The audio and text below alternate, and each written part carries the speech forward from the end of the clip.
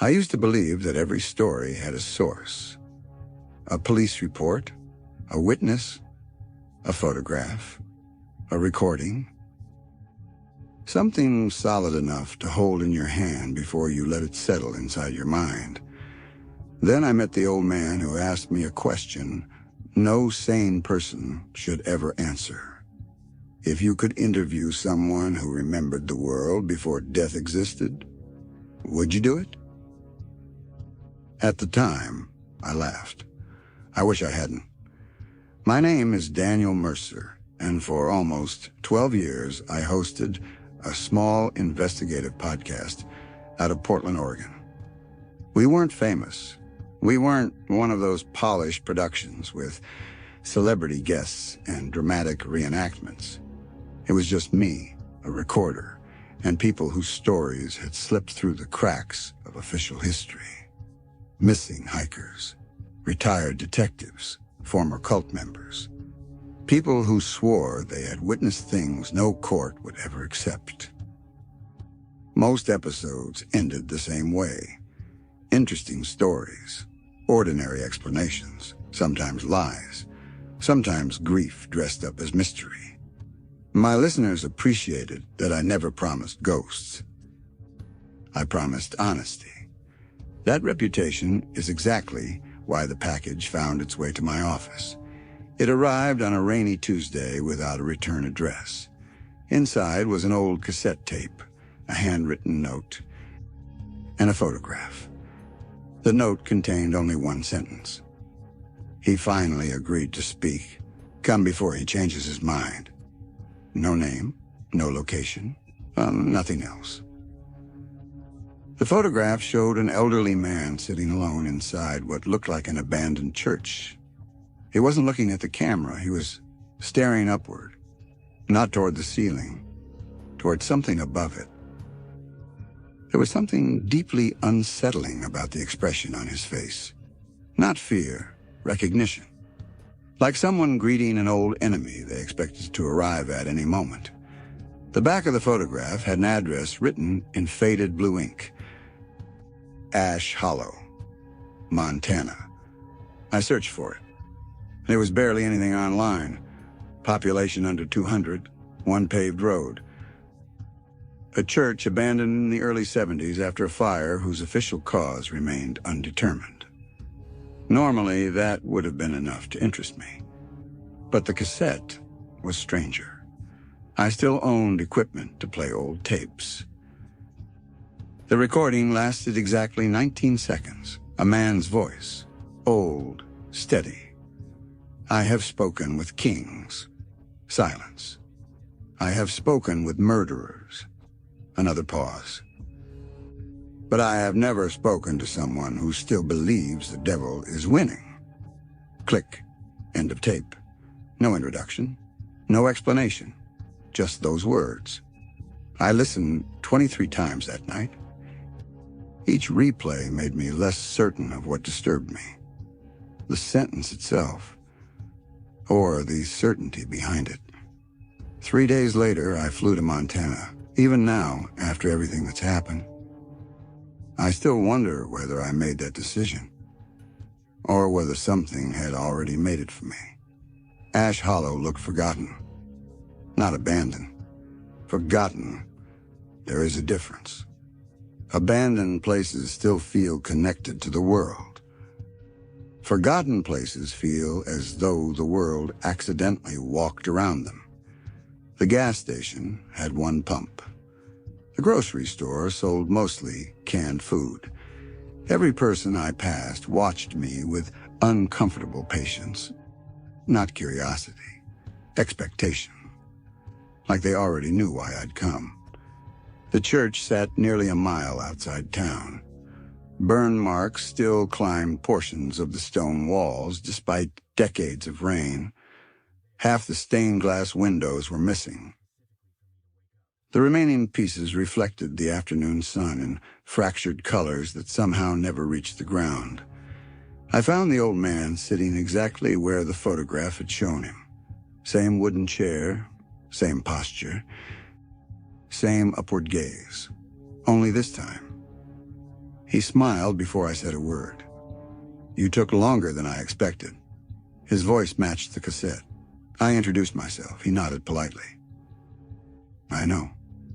You sent the tape? No. The note? No. The photograph? No.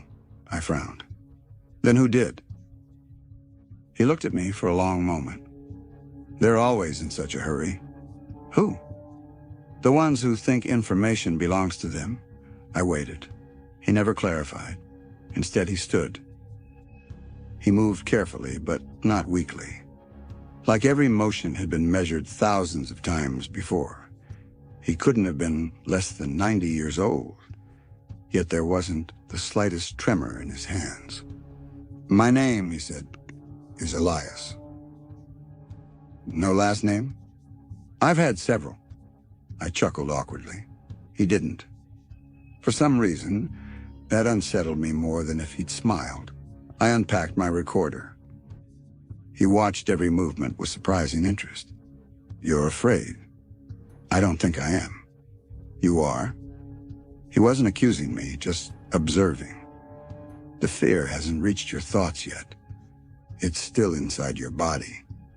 I didn't answer, because my heartbeat had become strangely loud, he noticed. They always arrive before the mind understands why. I turned the recorder on. The familiar red light appeared. Comforting. Professional. Normal. My audience likes authenticity, I began. So I'd like to start simple. He nodded. Tell me who you are.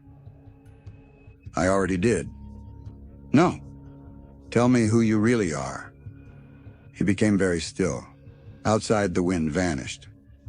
Completely. Even the birds stopped. When he finally answered, it wasn't with hesitation, it was disappointment. I was hoping you'd ask about him first. Him? The devil. I leaned forward. You've met him? Many times. The way he said it, no dramatic pause, no theatrical whisper, just fact. Like someone mentioning an old coworker, I asked the obvious question. Who are you? His eyes settled on mine. I am the greatest enemy the devil has ever known. Silence filled the church. Not because I believed him, because I suddenly realized he believed himself. Completely, I had interviewed delusional people before, religious extremists and conspiracy theorists, as people convinced they'd been abducted. There was always something underneath. Paranoia, trauma, mental illness. With Elias, I couldn't find it. He spoke with the calm certainty of someone remembering yesterday. I changed tactics. If that's true, it is. How? He looked around the ruined sanctuary. You're recording? Yes. Good. His smile returned. Because nobody believes the first hour. I asked him why he'd agreed to the interview. I didn't. But you were invited. By who? They have many names. Again, no answer. Just another mystery. Normally I'd push harder. Instead I asked something else. If you're the devil's greatest enemy, why are you still alive? He stared at me. Long enough that I wondered whether he'd heard me. Finally, he whispered, that question has only one possible answer. I felt a chill despite the warm afternoon. You can't die. His expression changed. Not surprise, approval. Better? Better? You didn't ask whether I was immortal. You asked why I'm still alive. He nodded once. Words matter. I swallowed. I've interviewed over 400 people. I know. You keep saying that. I know many things. How? Because I've had time. I laughed. Mostly to relieve tension. So, how old are you? I remember the first funeral. The laugh died instantly. I waited for him to smile. He didn't. I remember when children asked what dying meant. My mouth went dry. I remember when blood frightened every creature because none of us had seen it before. The recorder continued capturing every word. I almost stopped it. Not because of what he was saying, because something inside me had begun whispering that I shouldn't preserve this conversation, that some stories should disappear after they're spoken. I ignored the feeling. Professional habit. So you're claiming I claim nothing? You just said, I remember. Those two words landed differently, not defensive. Certain. I remember, he repeated, because I was there. I rubbed my forehead. Okay. I decided to approach it logically. If you've lived since the beginning, not the beginning. The beginning of what? He looked toward the broken ceiling. The beginning of endings. That sentence stayed with me, even now. Years later, I still don't fully understand it. The interview continued for nearly an hour. Most of it sounded impossible. He described civilizations with no archaeological record, languages that contain no word for violence, cities built around trees taller than mountains. None of it matched history. None of it matched mythology either. It was entirely its own thing. And somehow, that made it harder to dismiss. Because liars borrow existing stories. Elias didn't. He invented nothing I recognized. Then I asked the question that changed everything. If you're the devil's greatest enemy, he closed his eyes. What did you do? When he opened them again, I saw genuine sorrow. I refused. Refused what? His first request. The air inside the church suddenly felt heavier. What request? He asked me to witness something, and I said no. That's all? No. His voice dropped. I said no because I loved him. I stared. I'm sorry, what? I loved him. The devil? He wasn't called that. Silence. He wasn't evil. More silence. He was magnificent. I realized I had stopped breathing normally. Every instinct told me this was the delusion finally revealing itself. Instead, it became stranger. You think Satan was good? I didn't say good. What then? Faithful, I frowned. Faithful to what? He answered almost immediately. The truth. My recorder emitted a faint click as the tape shifted. The sound made me jump. Embarrassing, Elias noticed. He doesn't like being misunderstood. Who? The one you call the devil. You keep talking about him like he's misunderstood. No. He looked directly into my eyes. I said he doesn't like it. Those were different statements. Subtly, dangerously different. The sun outside had begun setting. Orange light spilled through broken, stained glass. For the first time since arriving, I noticed something impossible. The shadows inside the church all pointed toward Elias, not away from the light. Toward him, I blinked, looked again. Normal, just ordinary shadows. I told myself it had been an optical illusion. Elias interrupted my thoughts. You saw it? Saw what? The room trying to remember. I didn't answer. He continued speaking as though we'd never paused. People ask the wrong question. What question? Is the devil real? He shook his head. That's not the important one. What is? He leaned closer, close enough that I could smell old cedar and rain on his coat. The important question is... His voice became almost inaudible.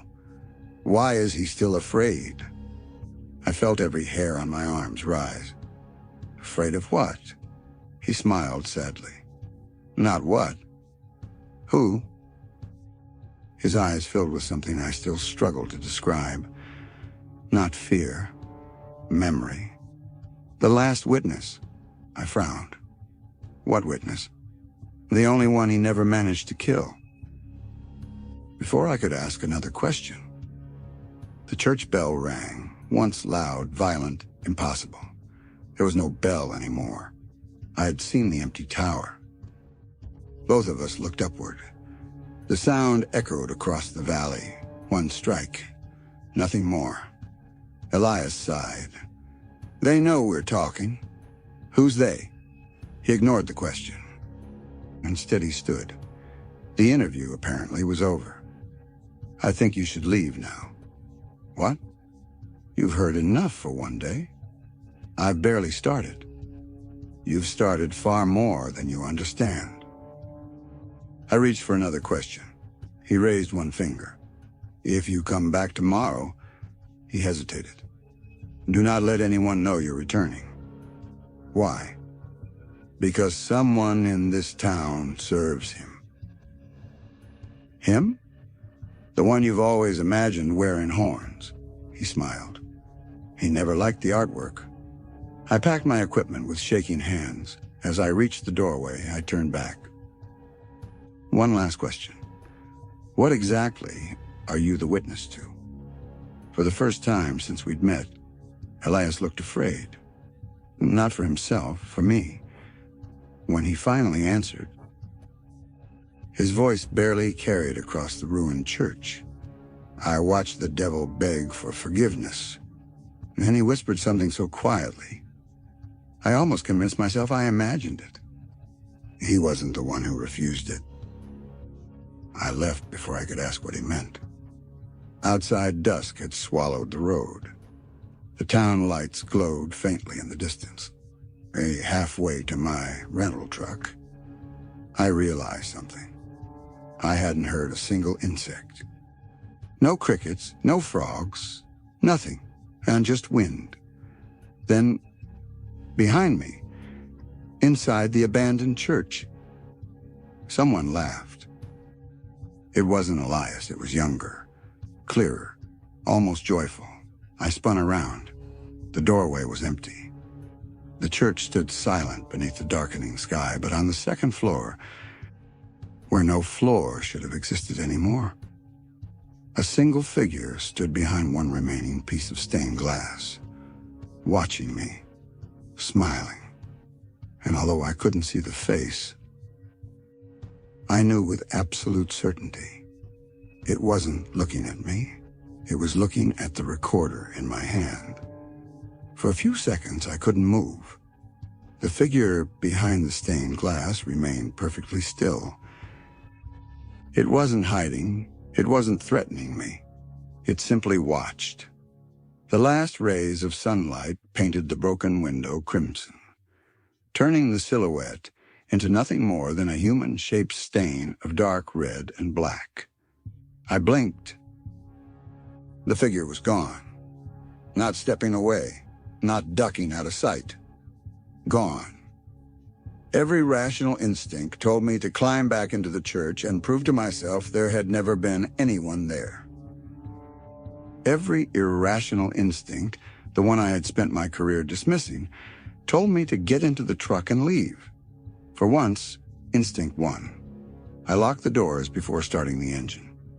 As the headlights swept across the churchyard, I caught one last glimpse of Elias, standing in the entrance. He hadn't followed me outside. He hadn't waved. He simply stood there with his eyes fixed on the road behind my truck, as though watching someone I couldn't see. The motel in Ash Hollow had 6 rooms. Only one other vehicle sat in the gravel parking lot, an old green pickup coated in dust. The woman behind the front desk looked to be in her 70s. She smiled politely until I signed the guest register. The moment she read my name, her expression changed. You went to the church? It wasn't a question. I did. You talked to him? Again, not a question. You know Elias? She looked toward the front window before answering. I know better than to ask him questions. I forced a laugh. Is he well known around here? He doesn't belong here. Then why does he stay? He says he's waiting. For what? Her eyes lingered on me for several uncomfortable seconds. The same thing everyone else eventually waits for. I frowned. Death?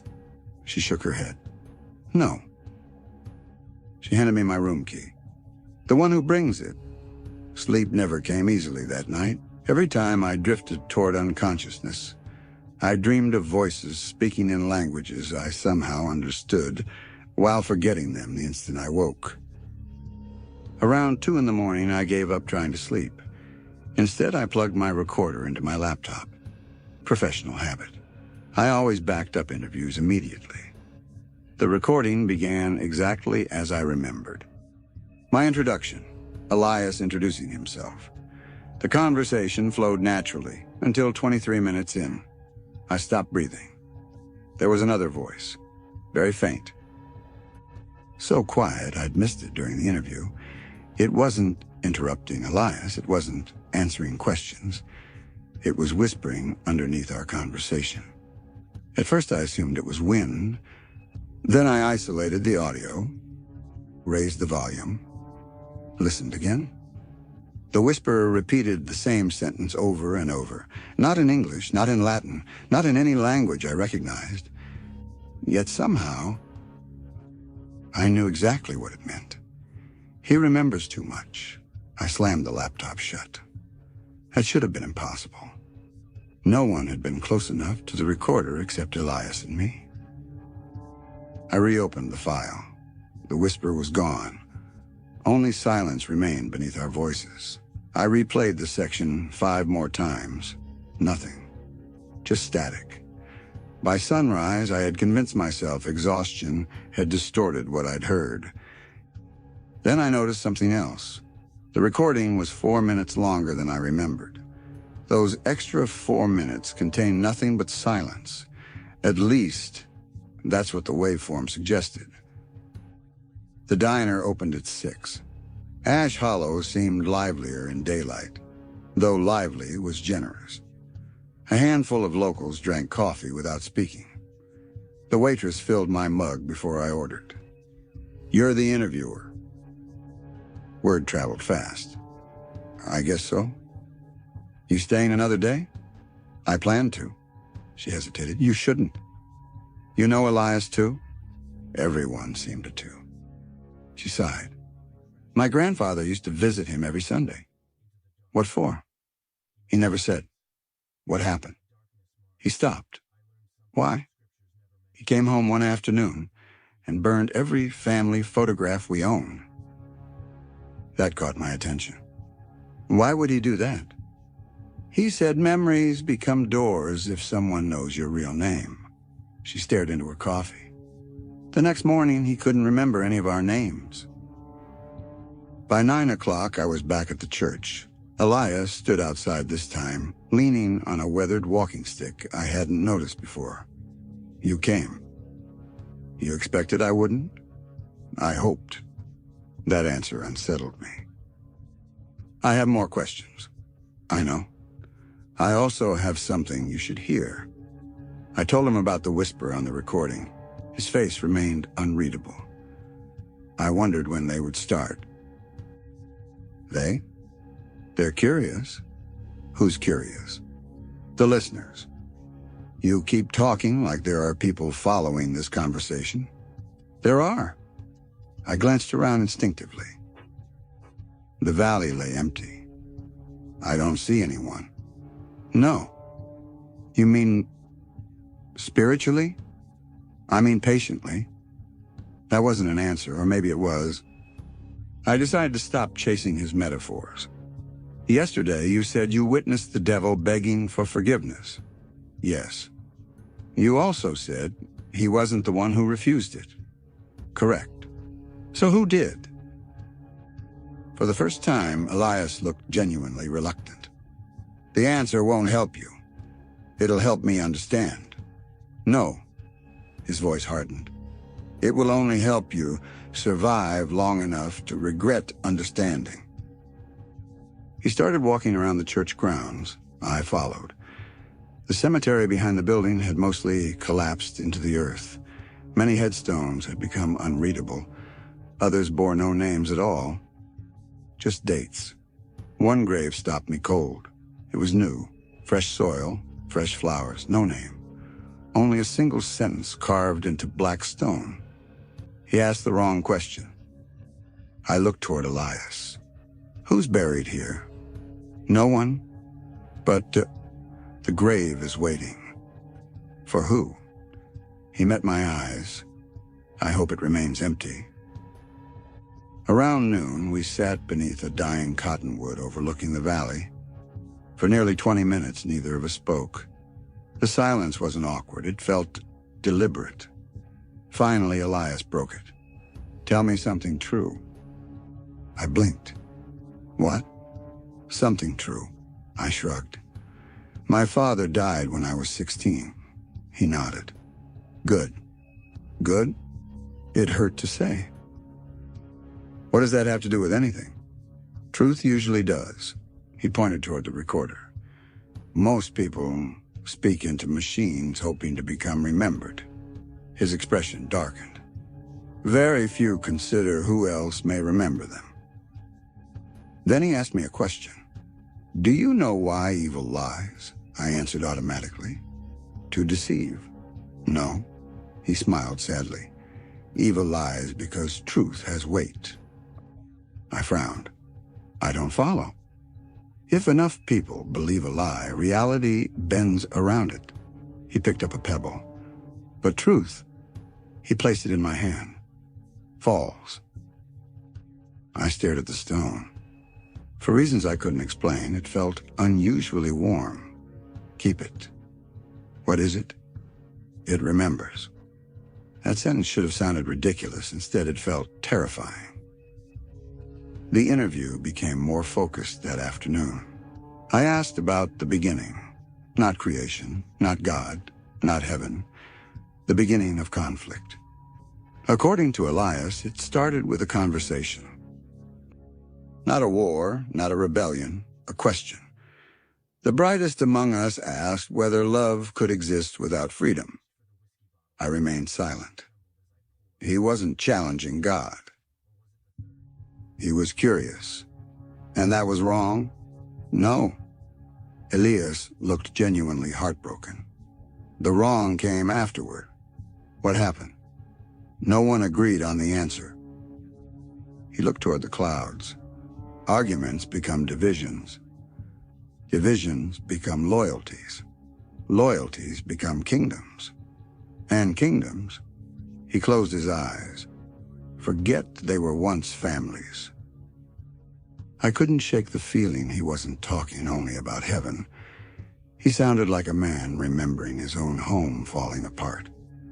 You still haven't told me who you are. I know. Were you an angel? A faint smile. At your word. Were you? I served. God? Truth. Isn't that the same thing? He looked at me for a very long time. It should be. The wind picked up. Clouds rolled over the mountains with unnatural speed. Elias stood abruptly. We need to leave. Why? They've noticed. Again. They? He ignored the question. Instead, he hurried toward the church entrance. For someone over 90, he moved surprisingly fast. Inside, he shut the heavy wooden doors. The temperature dropped instantly. The old sanctuary darkened. Then came the knocking. 3 slow knocks. Not on the door. From inside the walls, I froze. The sound moved. Left wall. Right wall. Behind the altar. Above us.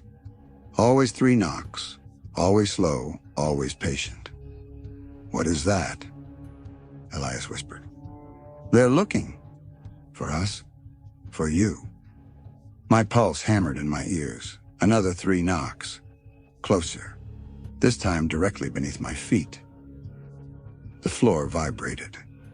Dust drifted from the ceiling. Then silence. Absolute silence. Elias didn't move. Neither did I. Nearly a full minute passed before he finally spoke. "They've gone." "What were they?" He answered so quietly I almost missed it. "They're what remain when a soul refuses both heaven and hell." I laughed nervously. He didn't. That frightened me more than the knocking. As we stepped outside, the sky had become perfectly clear again. No storm, no clouds, no sign anything unusual had happened. Except there were footprints in the mud surrounding the church. Hundreds of them. Bare feet, different sizes. All leading toward the building, none leading away. I looked at Elias, and he was already staring at them. They'd been listening for a long time. My voice cracked. "Where did they go?" He looked toward the church. "They never came out." I turned slowly toward the dark doorway. For the first time since arriving in Ash Hollow, I wasn't wondering whether Elias was telling the truth. I was wondering how much of it he had been leaving out. And deep inside the abandoned church, something knocked once, not 3 times. Once, as though acknowledging that I'd finally begun asking the right questions. The first thing I learned about fear is that it changes when you finally understand you are not alone. Before Ash Hollow, fear had always been personal. A dark room, a strange noise, a bad feeling you couldn't explain. But standing outside that ruined church, staring at hundreds of footprints that had no explanation, I realized something far worse. Fear becomes something else when it is aware of you. The single knock from inside the church stayed in my mind, not because it was loud. It wasn't. It was quiet, almost polite. That was the part I couldn't forget. Whatever was inside that building hadn't been trying to break out. It had been trying to get my attention. And somehow, it knew I was ready to listen. I looked at Elias. "Tell me the truth." He watched the church doors. "I have been." "No, you've been telling me pieces." His expression didn't change. "Pieces are sometimes the only thing humans can carry." "I'm not asking for something easy to carry." I stepped closer. "I'm asking why something inside that church knows my name." For the first time, Elias looked surprised. Only for a second. But I saw it. "You heard it?" I felt my stomach tighten. "Heard what?" He looked away. "Nothing." "No." My voice became sharper. "You don't get to do that anymore." The old man looked back at me. "You came here searching for a story, Daniel." The way he said my name made the air feel colder. "You wanted something impossible." He stepped closer. "You wanted proof that the world was larger than what people could see." A pause. "Be careful what kind of proof you ask for." I wanted to argue. I wanted to tell him I wasn't some desperate person chasing a fantasy. But the truth was, maybe I was. Everyone who investigates mysteries carries a hidden weakness. We tell ourselves we're searching for answers. But sometimes we're searching for something that makes life feel less ordinary. A reason the universe feels strange. A crack in the wall. A glimpse behind the curtain. I had spent 12 years looking for that crack. I just never expected something on the other side to look back. Elias refused to go back inside the church. Instead, he led me around the building to a small stone structure, partially buried behind the cemetery. At first, I thought it was an old storage room. Then I saw the door. There was no handle, no lock. Only a symbol carved into the stone. I had seen it before, on the back of the photograph, the one I had ignored. A circle divided by a vertical line. But the symbol on the door was different. The line continued beyond the circle, like something had broken through. "What is this?" Elias placed his hand against the stone. "A warning." "For who?" "Everyone." "Then why build it?" He looked at me. "Because sometimes warnings need somewhere to wait." I hated how often his answers created more questions. I hated even more that I wanted those questions answered. The door opened when Elias touched it. Not because there was a mechanism, not because it moved, it simply, stopped being closed. That was the only way I could describe it, like the door had decided it had finished pretending to be a door. Inside was a staircase, a narrow staircase descending into darkness. The smell that came from below was ancient. Not rotten, not dirty, ancient. Like opening a room that had been sealed before anyone alive had been born. Elias picked up a lantern from beside the entrance. "Before we go down," he looked at me, "you need to understand one thing." "What?" "Everything you see below has a reason for existing." "Meaning?" "Nothing was placed there by accident." He stepped onto the stairs. "And nothing was left there by accident either." The staircase continued far longer than the size of the building allowed. That was the first impossible thing. The second was the walls. They were covered with writing. Not carved, written, thousands of names, some in languages I recognized, most I didn't. I stopped halfway down. "These are names?" "Yes." "Whose names?" Elias continued walking. "People." "All of them?" "Some." "Some?" "Others are things that were never people." That answer should have made me stop. It didn't. I followed. The deeper we went, the quieter everything became. My footsteps disappeared. Not echoed. Disappeared. Like the darkness was absorbing sound. At the bottom was a circular chamber. In the center sat a table. On the table was a book. Not an old book. An impossible book. The cover looked like dark leather, but I knew immediately it wasn't. I didn't know how I knew, I just did. The human mind recognizes things before it understands them. Elias approached it. "This is why you were brought here." I stared at him. "Brought?" "Yes." "By who?" He didn't answer, again. That was becoming a pattern. "Why me?" He looked at the book. "Because you already heard it." "Heard what?" "The first invitation." A cold sensation moved through me. The voice on the tape? No. His eyes met mine. The voice beneath it. I felt my throat tighten. "The whisper?" He nodded. "You heard it because it wanted you to." "Why?" "Because you are useful." I stepped back. "Useful for what?" Elias looked toward the ceiling. For a moment, he seemed tired. Older than he had appeared before. "They need someone who still believes questions matter." I laughed quietly. "That's it?" "No." He looked at me. "They need someone who can survive the answer." I asked him about the book. He didn't touch it. "That book contains every name that has ever been offered." "Offered to what?" "To the choice." "What choice?" "The same one every soul eventually faces." "Good or evil?" "No." His answer came instantly. "Truth or comfort?" I frowned. That's not what people believe. I know. Why? Because comfort is easier to worship.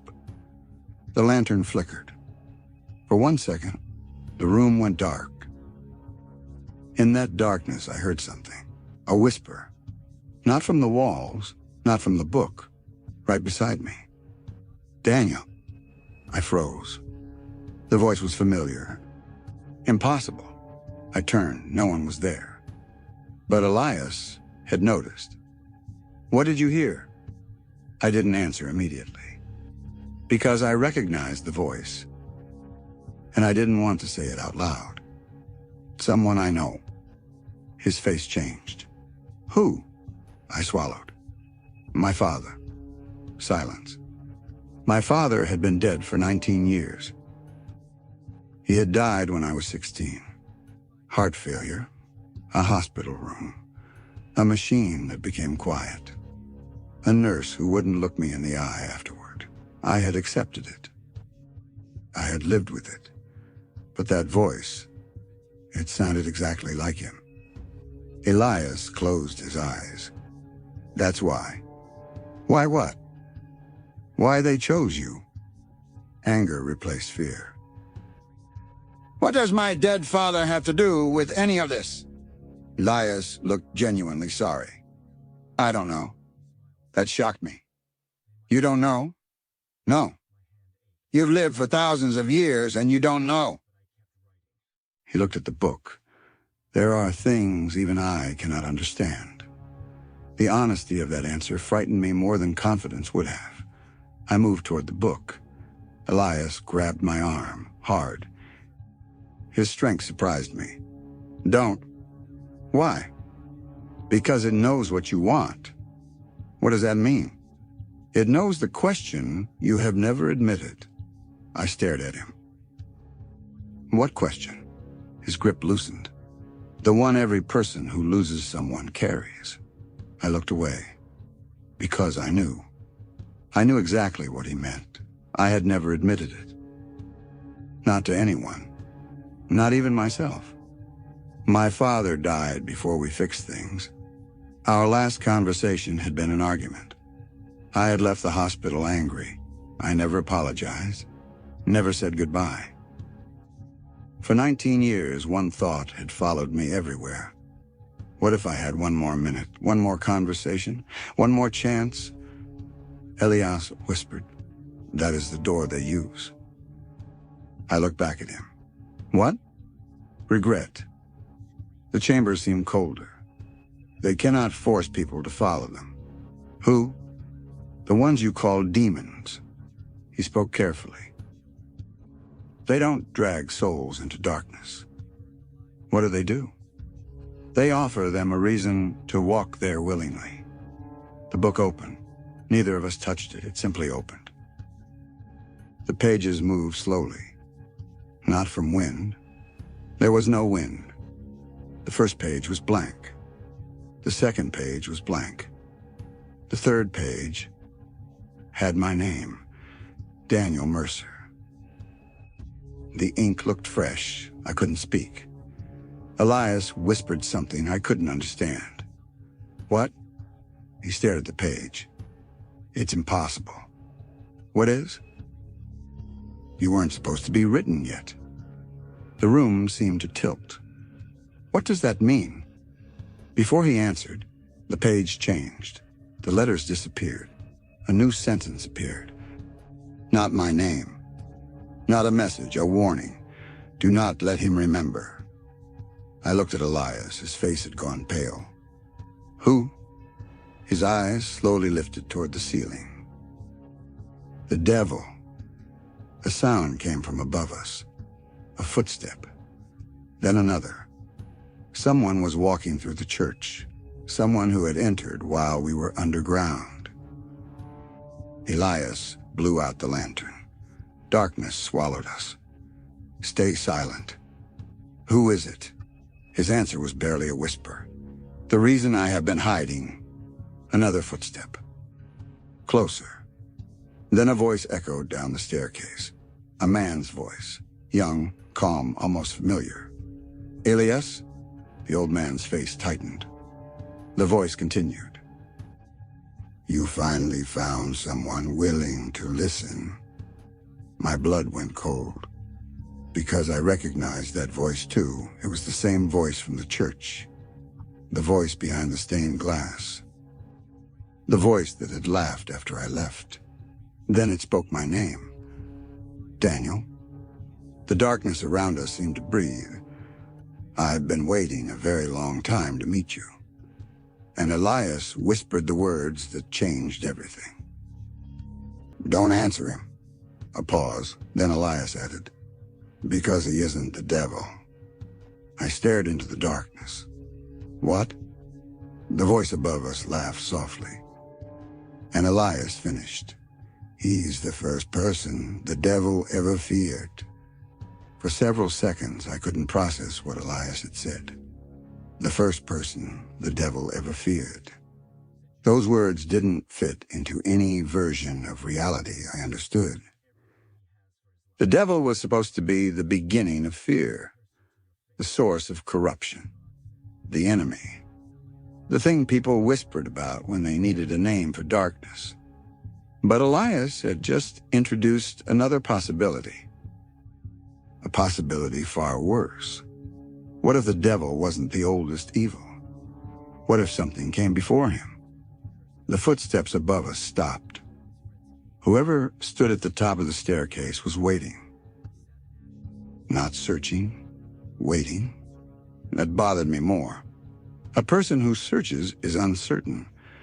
A person who waits already knows where you are. Elias kept one hand on my shoulder. "Do not speak." I nodded. The silence stretched. Then the voice returned. "You always did this, Elias." The tone was almost amused. "You hide behind warnings." Elias didn't respond. "You convince yourself silence is mercy." Still nothing. The voice continued. "But silence has always been your favorite lie." Something about the words disturbed me. Not because they sounded threatening, because they sounded personal. Like two old friends arguing after a betrayal, I leaned closer to Elias. "Who is he?" His lips barely moved. "Someone who remembers before I did." That made no sense. "You said you've been alive since..." I said I remember. He looked toward the stairs. "I never said I was the oldest." The footsteps moved again, one step, then another, closer. The voice spoke. "Daniel." I felt my entire body tense. "I know you're afraid." I hated that he was right. But fear is not the same as danger. Elias closed his eyes. A strange reaction, almost sadness. The voice continued. "You came here looking for a monster." A pause. "You found witnesses." The lantern beside Elias suddenly ignited. Not gradually, instantly. The flame appeared without a spark, and in the dim light, I finally saw him. The man standing halfway down the stairs. He looked around, 35 years old. Maybe 40. Dark hair, clean clothes, no scars, no unusual features. That was the most disturbing thing. After everything Elias had told me, after the impossible things I had witnessed, I expected something inhuman, something terrifying. Instead, I saw a man who could have been sitting beside me in a coffee shop. Someone ordinary, someone familiar. Then I noticed his eyes. They weren't unnatural, they weren't glowing, they weren't empty. They were tired, ancient. The eyes of someone who had carried a memory too heavy for one lifetime. He looked at Elias. "You haven't changed," Elias answered quietly. "Neither have you." The man smiled. "That's not true." He looked at me. "I changed the moment I understood. I should have run. Every reasonable instinct told me to leave. But curiosity is a dangerous thing, especially when it has already brought you this far." I stepped forward. "Who are you?" The man looked at Elias. "Did he tell you what he calls me?" "No." "Good." He walked down the remaining steps. "My name is irrelevant." "Why?" "Because names are invitations." That sentence sounded exactly like something Elias would say, and I hated realizing that. "Then what should I call you?" He thought for a moment, then answered, The First Witness. The title meant nothing to me. But Elias reacted. His expression changed. You shouldn't have told him. The man smiled. You still think information is dangerous? It is. No. He looked at me. Information's only dangerous when someone is afraid of what it reveals. I wanted answers, real ones. Not fragments, not riddles. Why am I here? The First Witness studied me. Because you asked. I asked for an interview. No. He shook his head. You asked the universe if there was something beyond what you could see.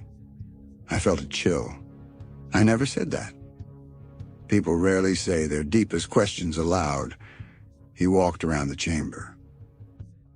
You spent years interviewing people who claim to have seen impossible things. Yes. Why? I opened my mouth. Nothing came out. Because I had never really asked myself. He answered for me. Because you hoped one of them would prove you weren't alone. The words hit harder than they should have. I looked away. He was right, not completely, but enough. Elias stepped between us. Leave him. The First Witness looked at him. You still protect humans? Yes. After everything? Especially after everything. The man smiled sadly. That is why you lost. Elias's face hardened. I did not lose.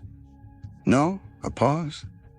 Then why are you hiding in a burned church in Montana? The question landed. I saw something flicker across Elias's face. Pain. Not anger. Pain. The First Witness noticed. Tell him. Elias remained silent. Tell him why you're here. Still nothing. The man looked at me. Because Elias was not sent away. My heart slowed. What? He was not punished. I looked at Elias. Then why did you leave? The old man stared at the floor for a long time. Finally, because I failed. The chamber seemed smaller. What did you fail to do? He answered in a whisper. Stop him. The First Witness moved closer to the book. You want the truth, Daniel? I didn't answer, but he continued anyway. The devil was never the greatest threat. Elias looked at him sharply. Enough. No. The man's voice became colder. Not this time. He placed his hand above the open book. The story humans inherited was incomplete. The pages began turning, by themselves. The rebellion, the fall, the war. He shook his head. Those were only chapters. Then what was the whole story? He looked at me. The devil was not created evil. I felt my stomach tighten. He was created with the ability to choose, like humans. Yes. Then what made him different? The First Witness looked at Elias. He was the first. I waited. The first being given a choice without being told what the answer should be. Silence. He was created to love freely. A pause. And freedom creates a possibility nobody wants to admit. What possibility? The man's voice lowered. That even the purest being can choose wrong. The room became completely still. I looked at Elias. And you knew him? Yes. You were friends? Yes. You fought him? His eyes closed.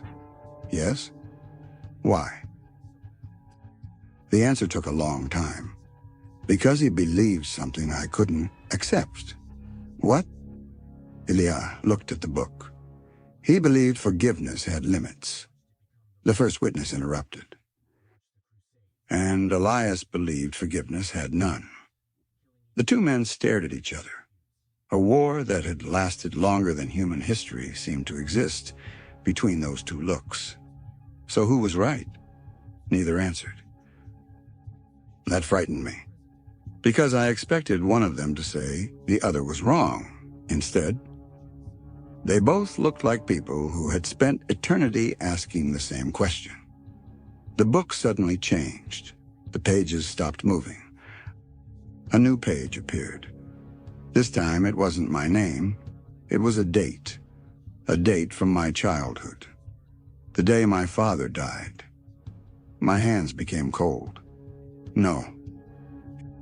Elias looked at me. What? My father. The page showed details. Things nobody should know. The hospital room. The conversation before his death. Words I had forgotten. Except they weren't accurate. They were missing something. A final sentence, a sentence I had never heard. The first witness watched my reaction. You remember the argument? I stared at him. How do you know? Because I was there. My breathing stopped. What? He looked at the page. Your father saw me. I stepped back. No. He saw me before he died. That's impossible. Most truths are. My voice shook. My father never mentioned anything. He couldn't. Why? The first witness looked at Elias. Because someone removed the memory. The silence afterward was unbearable. Who? Nobody answered. I already knew. The question was not who. The question was why. Then the church bell rang again. One strike. The same impossible sound. But this time, everyone reacted. Elias. The first witness. Both looked toward the ceiling, and for the first time since I arrived, they looked afraid. Not of each other. I'm something else. The first witness whispered, He found us. Elias immediately grabbed my arm. We have to leave. Who found us? Neither man answered. The sound came again, a second strike. The walls trembled. The book slammed shut. The first witness looked directly at me. Daniel, I turned. Yeah? His expression had changed. The tiredness was gone. The fear was gone. Only urgency remained. When you hear your father's voice, my heart stopped. Do not believe everything he tells you. The third bell rang, and this time, a voice came from inside the chamber. A voice I knew better than my own. Daniel, my father's voice. Soft, gentle, broken. The voice of the man I had spent 19 years wishing I could hear again. Son. The tears came before I could stop them. Because even after everything, even after impossible doors and ancient beings, even after learning that reality was far stranger than I believed, a part of me was still just a 16-year-old boy standing beside a hospital bed. A boy who never got to say goodbye. The voice whispered, I've been waiting for you. I stepped forward. Elias grabbed me. No. My eyes stayed fixed on the darkness. Let go. Daniel, that's my father. Elias's grip tightened. No. The voice came again, closer. Daniel. A pause, then. Your father never left. The first witness spoke behind me. His voice was almost a whisper. That's impossible. I turned. Why? For the first time, the first witness looked completely terrified. Because I watched him die. The darkness ahead moved. Something stepped forward, and my father's voice whispered, Both of you are wrong. The chamber lights went out, and in the darkness, something smiled. I used to think the worst thing that could happen was losing someone you loved. I was wrong. The worst thing that can happen is hearing the voice of someone you lost and realizing something else knows exactly how much you miss them. The darkness inside the chamber was complete. Not the ordinary kind. Not the kind where your eyes adjust after a few seconds. This darkness felt deliberate. like something had removed the very idea of light. I could hear Elias breathing. I could hear the first witness moving somewhere behind me. And I could hear my father's voice. Daniel. Every muscle in my body wanted to answer. Not because I believed it. Because I wanted to. There is a difference. A dangerous difference. The human heart does not care about logic when it is offered one more moment with someone it lost. Son. The voice sounded exactly like him. The same warmth, the same tiredness, the same slight hesitation before saying my name. I remembered that hesitation. My father always paused before saying difficult things, even when he was angry, even when he was afraid. That tiny detail was what almost broke me, because whoever was doing this knew him. Daniel, Elias's voice came quietly. Look at me. I couldn't. Look at me. Something in his tone forced me to turn. The lantern had gone out, but a faint silver glow had appeared around him. Not from a source. From him. And in that strange light, I saw his expression. Not fear, not anger, grief. That isn't your father, my voice cracked. You don't know that. I do. You said you didn't know everything. I don't. He stepped closer. But I know him. A cold feeling moved through me. What does that mean? Elias looked toward the darkness. I knew your father. The words hit harder than anything else that, wow, one night. What? The first witness spoke. He's telling the truth. I turned toward him. How? The man who had seemed impossible to frighten looked exhausted. Because your father was one of the few humans who ever saw the truth and didn't run. I stared at him. My father was a mechanic. Yes. He fixed cars. Yes. He never talked about anything like this? The first witness nodded. Because he promised. Promised who? Nobody answered. I felt anger rising. Everyone keeps doing that. My voice echoed through the chamber. You all speak like I already know everything. I pointed toward the darkness. You know my father. I pointed toward Elias. You know things nobody should know. Then toward the first witness.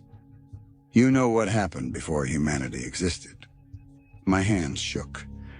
But nobody can tell me the one thing I actually need to know. Silence. I swallowed. What happened to my father? The darkness answered. Nothing happened to him. The voice sounded closer. He chose. I froze. Because that was the exact kind of sentence Elias had warned me about. A sentence designed to create a question. What did he choose? No answer. I hated myself for asking. The voice continued. He chose to forget. A terrible feeling formed in my chest. Forget what? Me. The darkness shifted. Forget us. The first witness stepped forward. Do not listen. The voice laughed softly. Still protecting them? The first witness stopped. Who are you?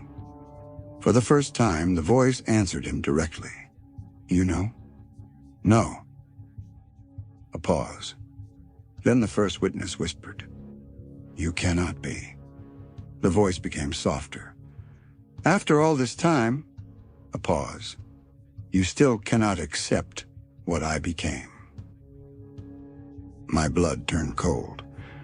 The first witness looked at Elias, and neither of them moved. Then Elias whispered, No. I had never heard that word spoken with such hopelessness, not refusal, recognition. Who is it? Nobody answered. But the darkness finally moved. A figure stepped into the faint silver glow, and I saw him. Not my father. Not exactly. He had my father's face, but something was wrong. The eyes, the expression, the feeling. It was like seeing a perfect photograph of someone who was no longer inside the picture. My knees nearly gave out. The figure looked at me and smiled, not cruelly. That was the worst part. With love. Daniel. My father's voice. My father's face. I know you're angry. I couldn't speak. I know you have questions. The figure stepped closer. I know you spent years wondering why I left. A tear moved down my face before I could stop it. Don't. Elias looked at me. Don't let him use that. The figure looked at Elias. You always underestimate love. Elias's expression hardened. And you always confuse love with possession. The figure smiled. Still judging? Still lying? The smile disappeared. For a moment, something ancient appeared behind my father's face. Something exhausted. Something wounded. And then it was gone. The figure looked back at me. I didn't come to hurt you. Then why are you here? The answer came immediately. To tell you the truth, I wanted to believe him.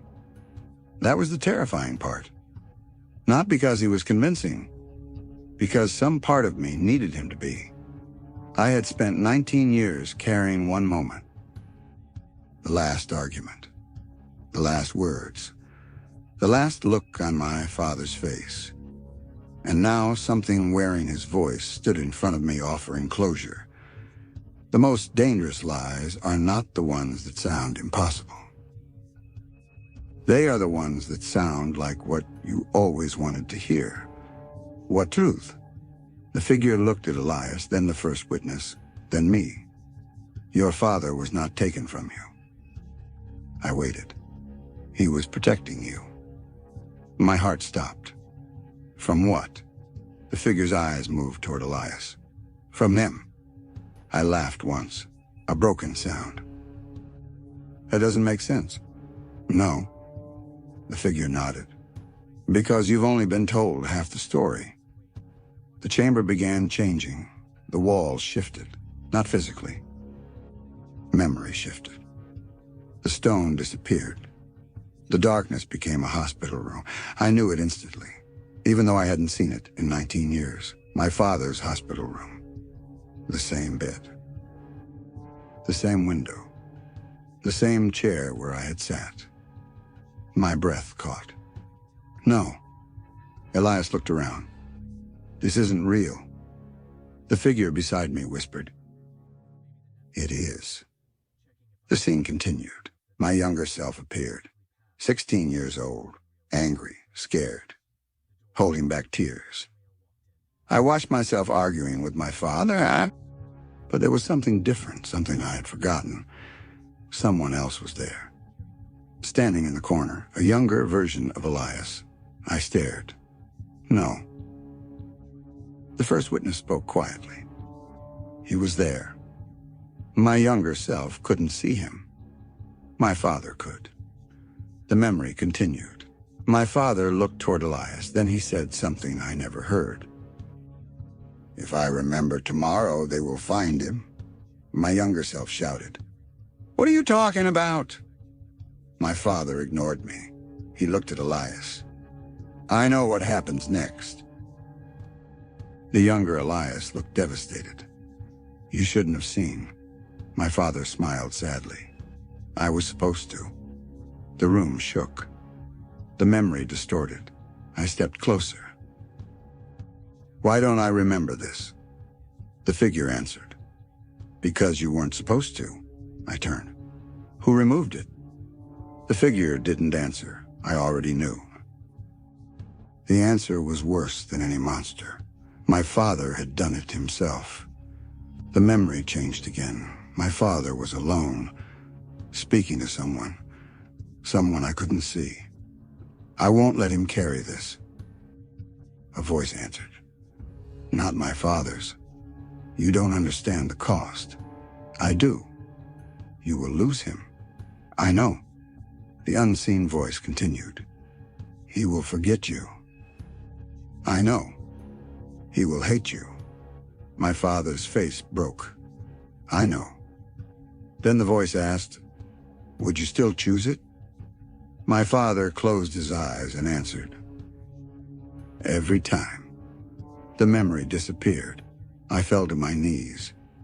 Because for 19 years, I had believed my father abandoned me. But he hadn't. He had done the opposite. He had sacrificed being remembered. The chamber returned. The figure wearing my father's face watched me. He chose correctly. Elias looked at him. That doesn't give you the right to use him. The figure's expression changed. Something darker emerged. You still don't understand. Understand what? The figure looked at me. Your father wasn't protecting you from me. A pause. He was protecting me from you. The words made no sense. What? The figure stepped closer. Your father discovered something even Elias doesn't know. Elias stiffened. What? The figure smiled. He discovered why Daniel was chosen. Silence. Every instinct told me to run. Instead, I asked, why? The figure looked at the book. The book opened. A new page appeared. Not my name, not a date, a sentence. The final witness was never born. I stared. What does that mean? Nobody answered. Then the first witness whispered, no. Elias looked at him. What? The first witness stepped backward. For the first time, he looked at me differently. Not as a human, not as a person, as an answer. Daniel. His voice shook. Your father wasn't protecting you because you were chosen. A pause. He was protecting everyone else because he knew what you would become. The figure wearing my father's face smiled and said, because Daniel was never the witness. The chamber went silent. You were. I couldn't move. The words didn't feel real. They felt impossible. Then the figure finished. The first time the devil feared someone, his eyes met mine. It wasn't me. A pause. It was the person who would come after him. The lights vanished, and somewhere deep beneath the church, something ancient woke up. The darkness after those words felt different.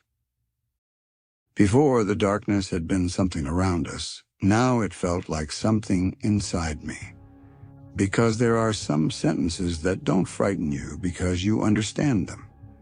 They frighten you because some hidden part of you recognizes them before your mind can. The person who would come after him. Those words repeated in my head, again, again, again. I wanted to reject them. I wanted to laugh.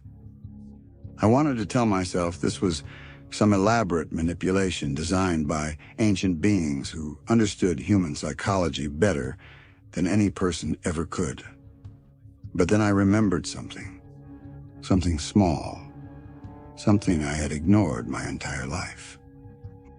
My father used to tell me one thing whenever I was afraid. Daniel, don't ask what something is. I remembered sitting beside him in our old garage while he repaired a broken radio. I was maybe 8 years old. A thunderstorm had knocked out the power. I had asked him why the darkness felt scary. He smiled and said, ask why it wants you to think it's scary. At the time, I thought it was just something Father said. A way to make children feel brave. Now, standing beneath a church that shouldn't have existed, surrounded by beings who spoke about eternity like it was yesterday, I wondered if my father had been trying to prepare me. The figure wearing my father's face disappeared, not vanished, not transformed, just stepped backward into the darkness until the darkness accepted him. And then he was gone. I stared at the empty space. Bring him back. My own voice surprised me. Elias looked at me. Daniel, bring him back. You don't know what you're asking. I don't care. The first witness watched me silently. Then he said, You sound like him. I turned sharply. Like who? Your father. The anger left me. What do you mean? The first witness looked at the place where the figure had stood. That was his greatest strength. What? Not his intelligence. Not his courage. His refusal to accept an answer he didn't believe. He looked at me. You inherited that. I laughed bitterly. That doesn't sound like a compliment. It isn't. A pause. It's a warning. Elias walked toward the book. For the first time, he touched it. The moment his hand reached the cover, the entire chamber shook. Not like an earthquake, like something enormous had moved in its sleep. The walls cracked. Dust fell from above. But the book remained untouched. Elias pulled his hand away. His fingers were bleeding. What happened? He looked at the blood. It remembered. Books don't remember. This one does. Why? He looked at me. Because it was written by something that knew forgetting would become the greatest weapon. I looked at the pages. The names. Yes. Are they people who made choices? Some. And the others? Elias's expression darkened. Those are the ones who were erased. The word stayed with me. Erased. Not killed, not destroyed. Erased. What does that mean? The first witness answered. It means reality continued without them. I stared at him. How is that possible? Because memory is more powerful than existence. I shook my head. No. He looked at me. You think being alive means you exist. Doesn't it? No. He glanced at the book. Ask yourself this. A pause. If everyone who ever knew you forgot you existed, his voice lowered, would the universe notice? I had no answer. We left the chamber before the structure collapsed. The staircase seemed shorter on the way up. That bothered me, because it meant either the impossible place below was changing, or I was. When we reached the surface, night had completely covered Ash Hollow. The church stood silently behind us. Nothing looked different. That was the most disturbing part. The world had not reacted. No lightning, no destruction, no sign that anything impossible had happened. A normal night, a normal town, a normal sky. Except I was no longer the same person who had entered that church. We walked toward Elias's small cabin behind the cemetery. I hadn't noticed it before. It was hidden among the trees. Simple, old, almost painfully ordinary. Inside were books, hundreds of them. Shelves covered every wall. Some looked ancient, some looked brand new. I picked one up. The cover had no title, no author. Inside were handwritten pages, a language I didn't recognize. Yet after a few seconds of looking, I understood it. I dropped it. What is happening to me? Elias watched carefully. You're beginning to remember. Remember what? He didn't answer. I was starting to hate that silence. Stop doing that. Doing what? Acting like I'm already supposed to know. His expression softened. You aren't. Then tell me. He sat down. For a moment he looked tired. Not ancient, not powerful, just tired. Your father came here 12 years before he died. I froze. What? He found me. Why? Because he had questions. What questions? The same ones you have. I walked closer. My father knew about you? Yes. About the devil? Yes. About all of this? Yes. I felt something crack inside me. Then why didn't he tell me? Elias looked at the floor. Because he loved you. I hated that answer, because it was probably true. My father was afraid. Elias looked at me. What makes you say that? Because he hid everything. Yes. Because he erased my memories. Yes.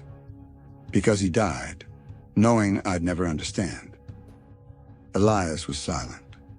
Finally, your father was afraid of one thing. What? Not losing you.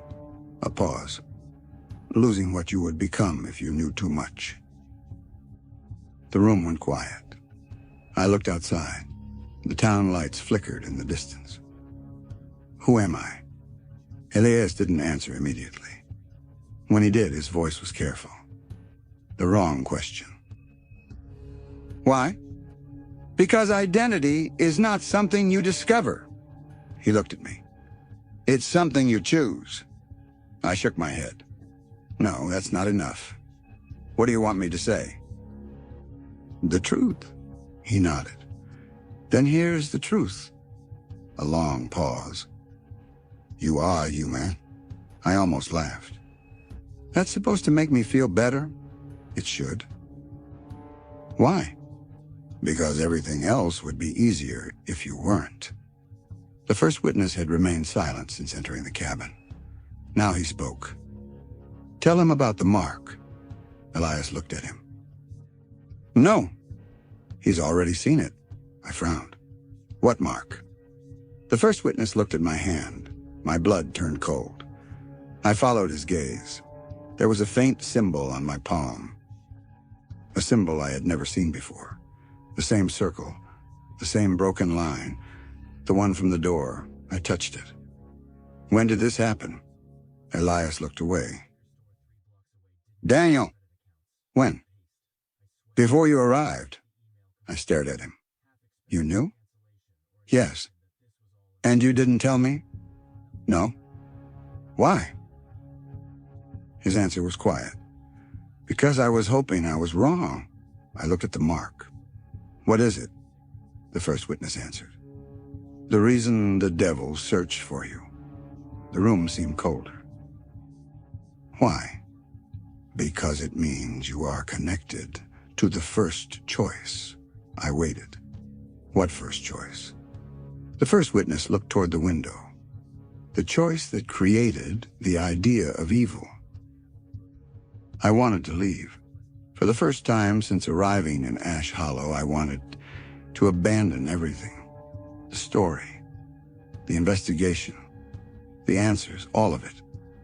I wanted to go home. I wanted my apartment, my normal life, my meaningless problems. I wanted to complain about traffic and deadlines and broken appliances. I wanted ordinary, but ordinary was gone. Because now I knew something. The world had always been hiding, and I had finally found the place where it stopped hiding. The problem was, something had found me too. At midnight, Elias woke me. Get up. I opened my eyes. The cabin was dark. What happened? He handed me my recorder. Listen, I frowned. I don't want to. Listen. His voice made me sit up. I pressed play. Static. Then my own voice. My blood froze. Because I had never recorded this. It was me. Speaking. But not from any conversation I remembered. His greatest enemy was never the one who fought him. My voice sounded different, older, calmer. His greatest enemy was the one who understood him. Static, then. The devil was never afraid of destruction. A pause. He was afraid of forgiveness. The recording ended. I stared at Elias. When was this made? He looked at the device. 2 hours from now. I couldn't speak. That's impossible. Yes? Then how? The first witness answered. Because time is not a river. I looked at him. It's a wound. A chill moved through me, and something has been trying to reopen it.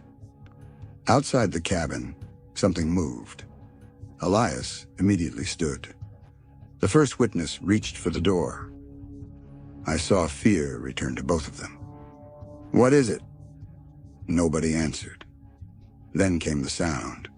A voice from the darkness outside. Not my father, and not the stranger. Someone new. Someone I had never heard before. But somehow, I knew it. The voice whispered, "Daniel." Elias closed his eyes. "No." The voice came again. "Daniel Mercer." The first witness stepped away from the door. "Impossible." I looked between them. "Who is it?" Elias whispered. "The one thing even the devil could not defeat." The door slowly began to open, and from the darkness outside, a child stepped forward. A child who looked exactly like me, not older, not younger. Me, at 10 years old, wearing the same jacket I had lost when I was 11, the same scar above my eyebrow, the same terrified expression.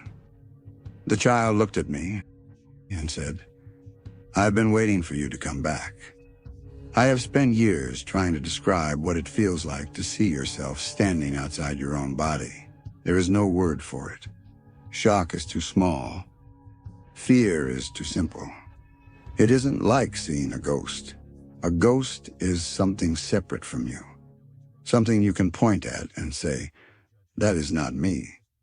But seeing yourself, seeing your own eyes looking back at you, it creates a kind of confusion that attacks the foundation of who you are.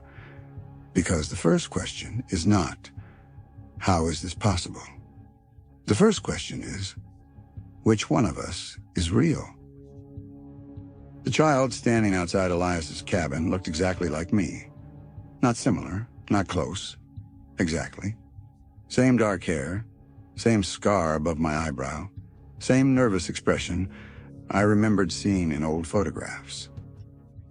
He looked about 10 years old, the age I was when my father first started telling me that the world was larger than it appeared. The child looked at me with tears in his eyes and whispered, "You took so long." I couldn't move. Nobody moved. Even Elias seemed frozen. The first witness was the first to speak. His voice was barely audible. "No." The child looked at him. "You remember me?" The first witness stepped backward, like he had seen something far more terrifying than any monster. "That's impossible." The child tilted his head. "You said that last time." My stomach dropped.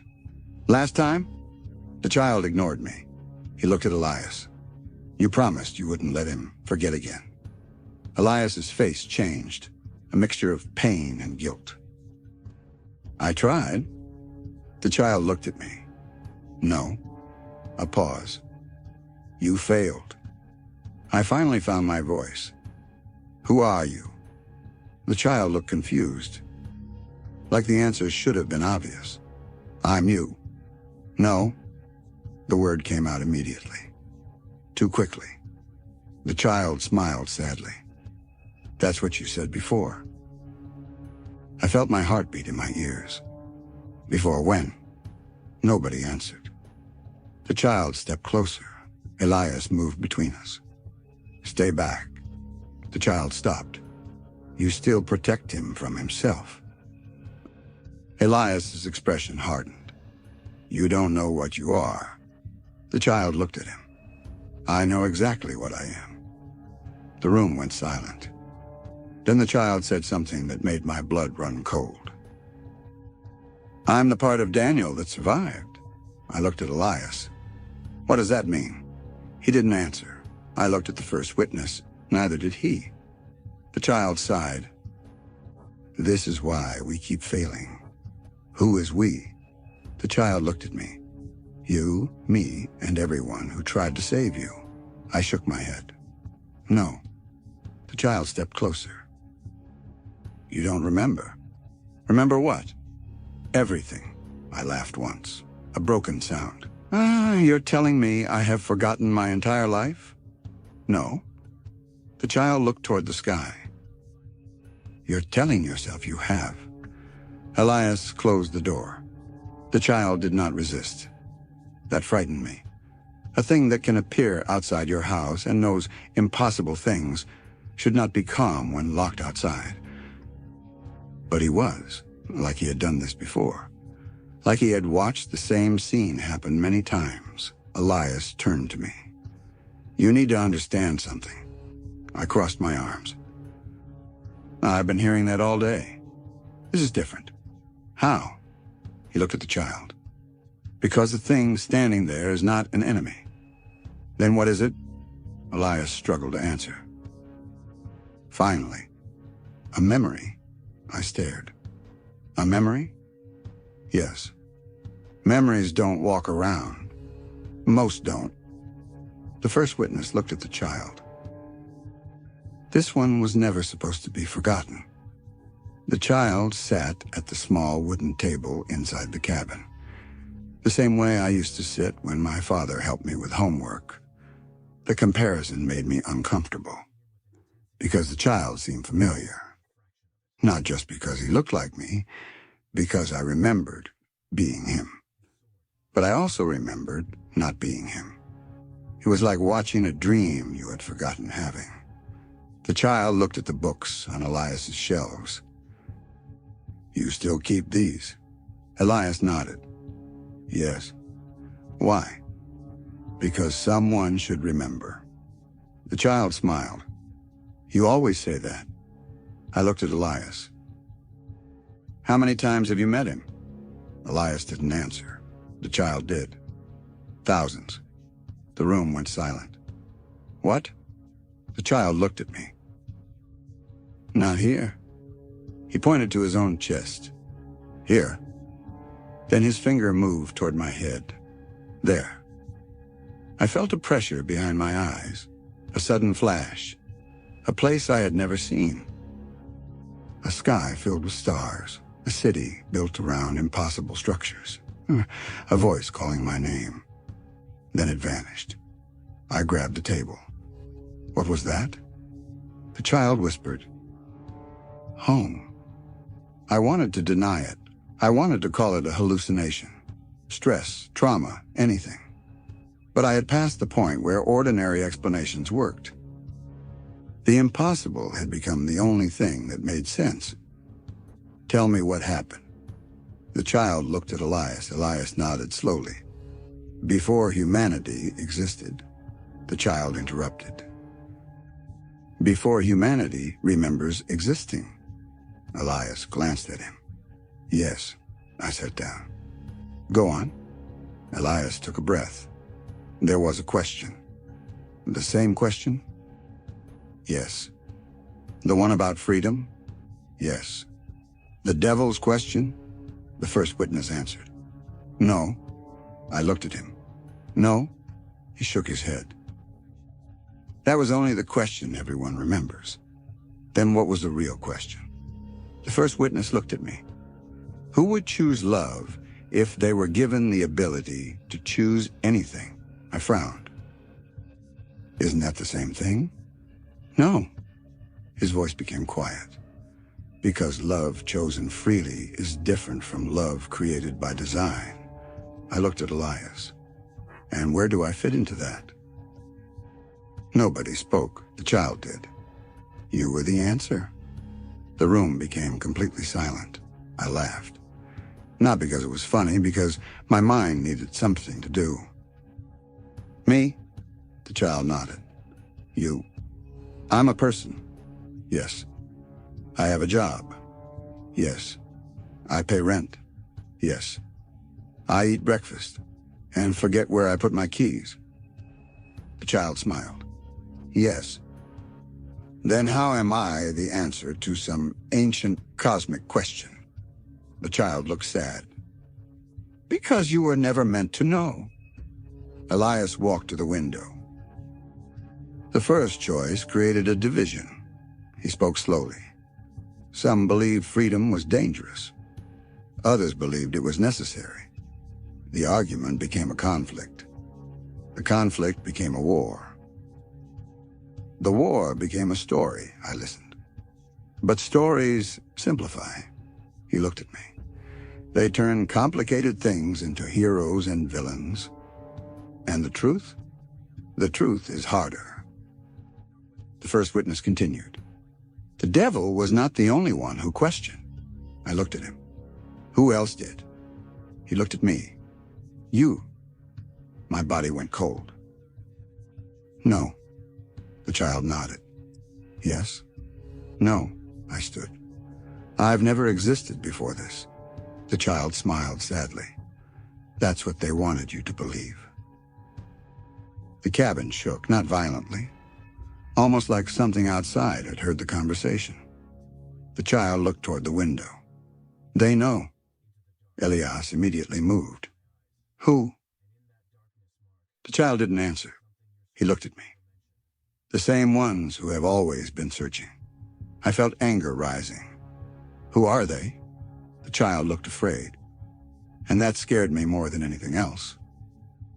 Because until now he had been calm, ancient, certain. But now he looked like a child.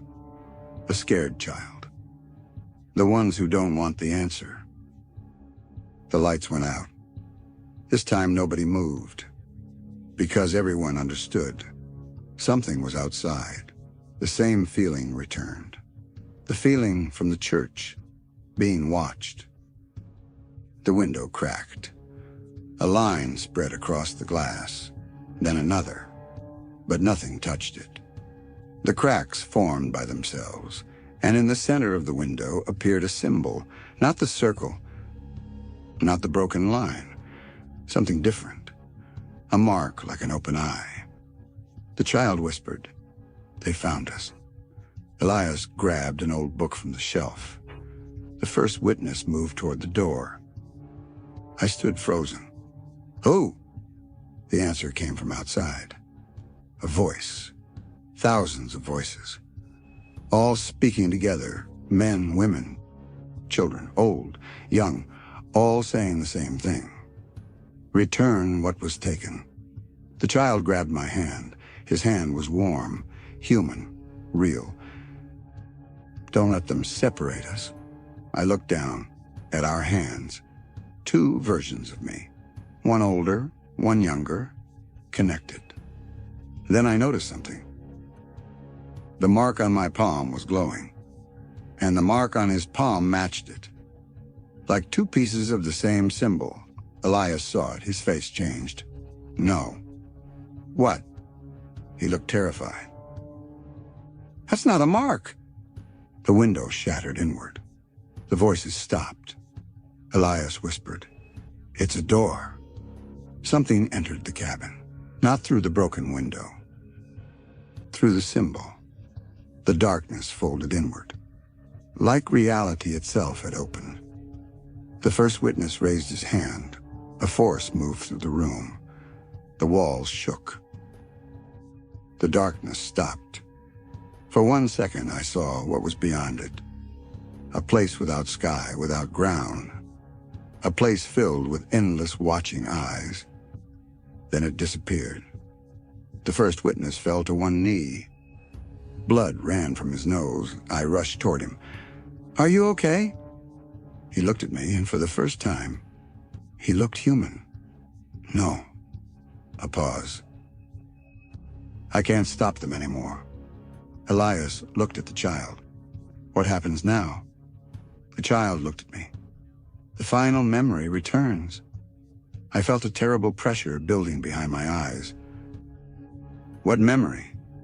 The child squeezed my hand. The one your father sacrificed everything to hide. The room disappeared. And I was somewhere else, not in the cabin, not in Ash Hollow, not anywhere I recognized. I stood beneath a sky filled with unfamiliar stars. A younger Elias stood beside me. The first witness stood across from us. And in front of us was my father, not dying, not old, standing beside something impossible, something that looked like a doorway made of light. My father turned, saw me, and smiled. Then he said the words that shattered everything I believed. "Daniel?" A pause. "I need you to forgive me." I stared at him. "Why?" His expression broke. "Because I wasn't your father." The memory ended, and I woke up screaming. The first thing I felt was pain, not physical pain, something deeper. The kind of pain that comes when your mind tries to hold two impossible truths at the same time. My father was my father, and my father wasn't my father. Both statements existed inside me. Both felt real. And my brain had no place to put them. I opened my eyes. I was lying on the wooden floor of Elias's cabin. The room was silent. Too silent. The child version of me was gone. The first witness was sitting against the wall, exhausted. And Elias. Elias was standing beside the window, staring into the darkness outside. "Where is he?" My voice sounded weak. Elias didn't turn. "Who?" I pushed myself up. "You know who?" A long pause. "He's gone." The answer should have relieved me. It didn't. Because I had learned something terrifying. In this world, gone did not mean gone. I looked at my hands. The mark was still there. But it wasn't glowing anymore, just a faint scar, almost invisible. Like it had always been there. "What happened?" The first witness answered. "You remembered." I looked at him. "No." My voice sharpened. "I saw something." "Yes, but I don't know if it was real." He looked at me. "That is the first thing everyone asks. What did they usually discover?" His expression became distant. "That reality is not the same thing as truth." I hated that answer. Because I understood it. And I hated understanding it. Elias finally turned around. His face looked older, not physically, emotionally. Like he had been carrying a weight for centuries and had finally been forced to put it down. "You saw your father." "Yes." "You saw what happened." "I saw him say he wasn't my father." Elias closed his eyes. He wasn't. The words hurt more than I expected, even though I had already heard them. "What does that mean?" He walked toward the table.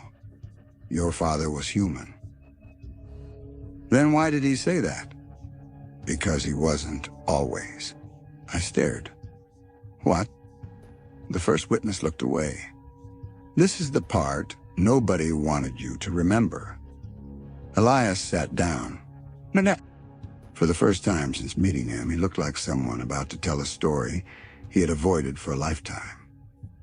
"Daniel, do you know what humans fear most?" I didn't answer. "Death?" "No." "Pain?" "No." "Loss?" He shook his head. "Humans fear discovering they are not what they believe themselves to be." I looked at the mark on my hand. "Then tell me what I am." Elias was quiet. Finally. "You are a continuation." "Of what?" He looked toward the dark window. "The first question." I wanted a direct answer. I needed one. "What does that mean?" The first witness spoke. "It means you were created from a choice." I frowned. "Everyone is?" "No." His voice was firm. "Not like you." I waited. When the first conflict began, there were those who believed freedom would always lead to suffering, and others disagreed. Yes. The devil disagreed. Yes. And Elias? Elias believed choice itself was sacred. I looked at Elias. "And me?" The first witness looked at the floor. "You were the proof." "Proof of what?" "That a being with no obligation to choose good could still choose love." The room felt smaller. "So I'm not human?" Elias answered immediately. "You are." "But..." "You were born human." "Born?" He hesitated. That hesitation terrified me. What? The first witness looked at him. Tell him. Elias remained silent. Tell him what his father did. A long silence. Then Elias said, Your father saved you. From what? From being found. By who? Everyone. I stood. That doesn't answer anything. No. His voice was gentle. It doesn't. I looked at him. Why? Because the truth is not a door. What is it? A series of doors. And every time I open one, you discover another hallway. I laughed bitterly. That's convenient. Elias looked hurt. I know. Do you? I stepped closer. You've all known this entire time. Yes? You knew my father? Yes. You knew I had memories hidden from me. Yes. You knew something was coming for me. Yes. My voice broke. Then why did nobody tell me? Elias answered quietly. Because every person who knew the truth eventually lost something. What? Their certainty. The first witness stood. There's something else. I looked at him. Of course there is. He ignored the sarcasm. Your father wasn't the only one who sacrificed his memory. What do you mean? He looked at me. I did too. The room went still. You? Yes. When? Before you were born. I stared. The first witness continued. I knew what you would become. My stomach tightened. And? I was afraid. The honesty surprised me. Afraid of me? No. A pause. Afraid of what you would choose. The word choose kept appearing. Everything came back to choice. The devil, Elias, my father, me. What did I choose? Nobody answered. But silence told me more than words could. I felt a sudden pressure behind my eyes. Another memory. Not a vision. A feeling. A place. A voice. My own voice. But not the one I knew. I choose. 2 words. Nothing more. I grabbed the table. What was that? Elias looked alarmed. Don't force it. Force what? Your memories. Why? Because they were hidden for a reason. By my father? Yes. Why? His answer was immediate. Because he knew remembering everything at once would destroy you. Outside, something moved. The 3 of us stopped. A sound, footsteps. Not human. Not heavy, slow, careful. Walking around the cabin. The first witness became still. Elias. I know. What is it? Elias didn't answer. The footsteps stopped outside the door, then came a knock. 3 times. Slow, patient. The same knock from the church. My entire body went cold. The first witness whispered. They found the door. The knock came again. This time the entire cabin shook. The child version of me appeared in the corner. But something was wrong. He looked terrified. Don't open it, I stared. You came back? He shook his head. No.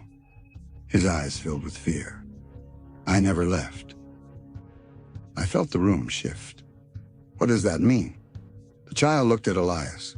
Tell him. Elias looked devastated. Tell me what? The child whispered. The boy you see? A pause. Isn't your memory? My heart stopped. Then what is he? The child looked at me. I'm the part of you that they couldn't erase. The door shook. The voice outside spoke. Daniel. My blood froze. Not because I recognized the voice. Because I did. It was mine. My own voice. Older. Colder. Open the door.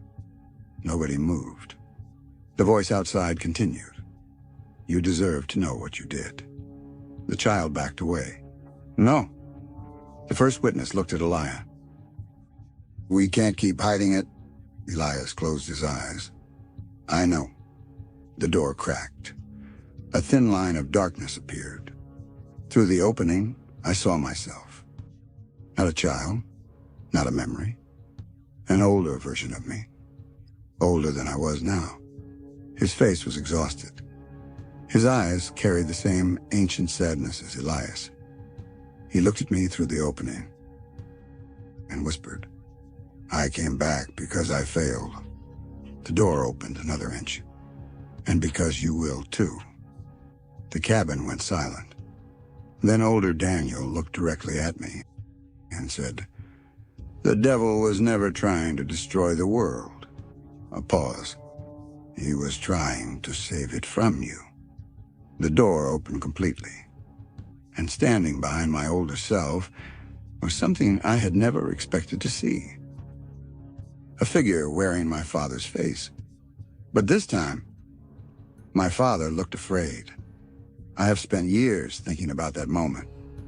The moment when the door opened. The moment when I saw myself standing on the other side.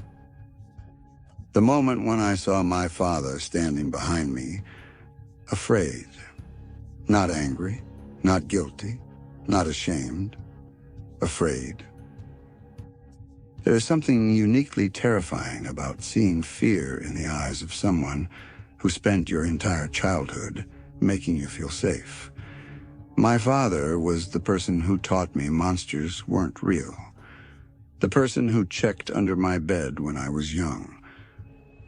The person who stood outside my bedroom during thunderstorms because he knew I was pretending not to be scared. And now, something wearing his face was looking at me like I was the thing that needed to be feared. The older version of me stepped into the cabin. Nobody stopped him. Not Elias, not the first witness, not even the child. That scared me more than if they had attacked him, because everyone in that room knew something I didn't. Something about me. Something they had been hiding. The older me looked around the cabin. His eyes moved over the books, the walls, the faces of people who had apparently known him longer than I had known myself. Then he looked at me. "I remember being where you are." I couldn't answer. My voice felt trapped somewhere inside my chest. Finally, "Who are you?" He smiled sadly. "I already told you. You said you were me." "I am." "No." The word came out with more confidence than I felt. "You can't be?" He nodded.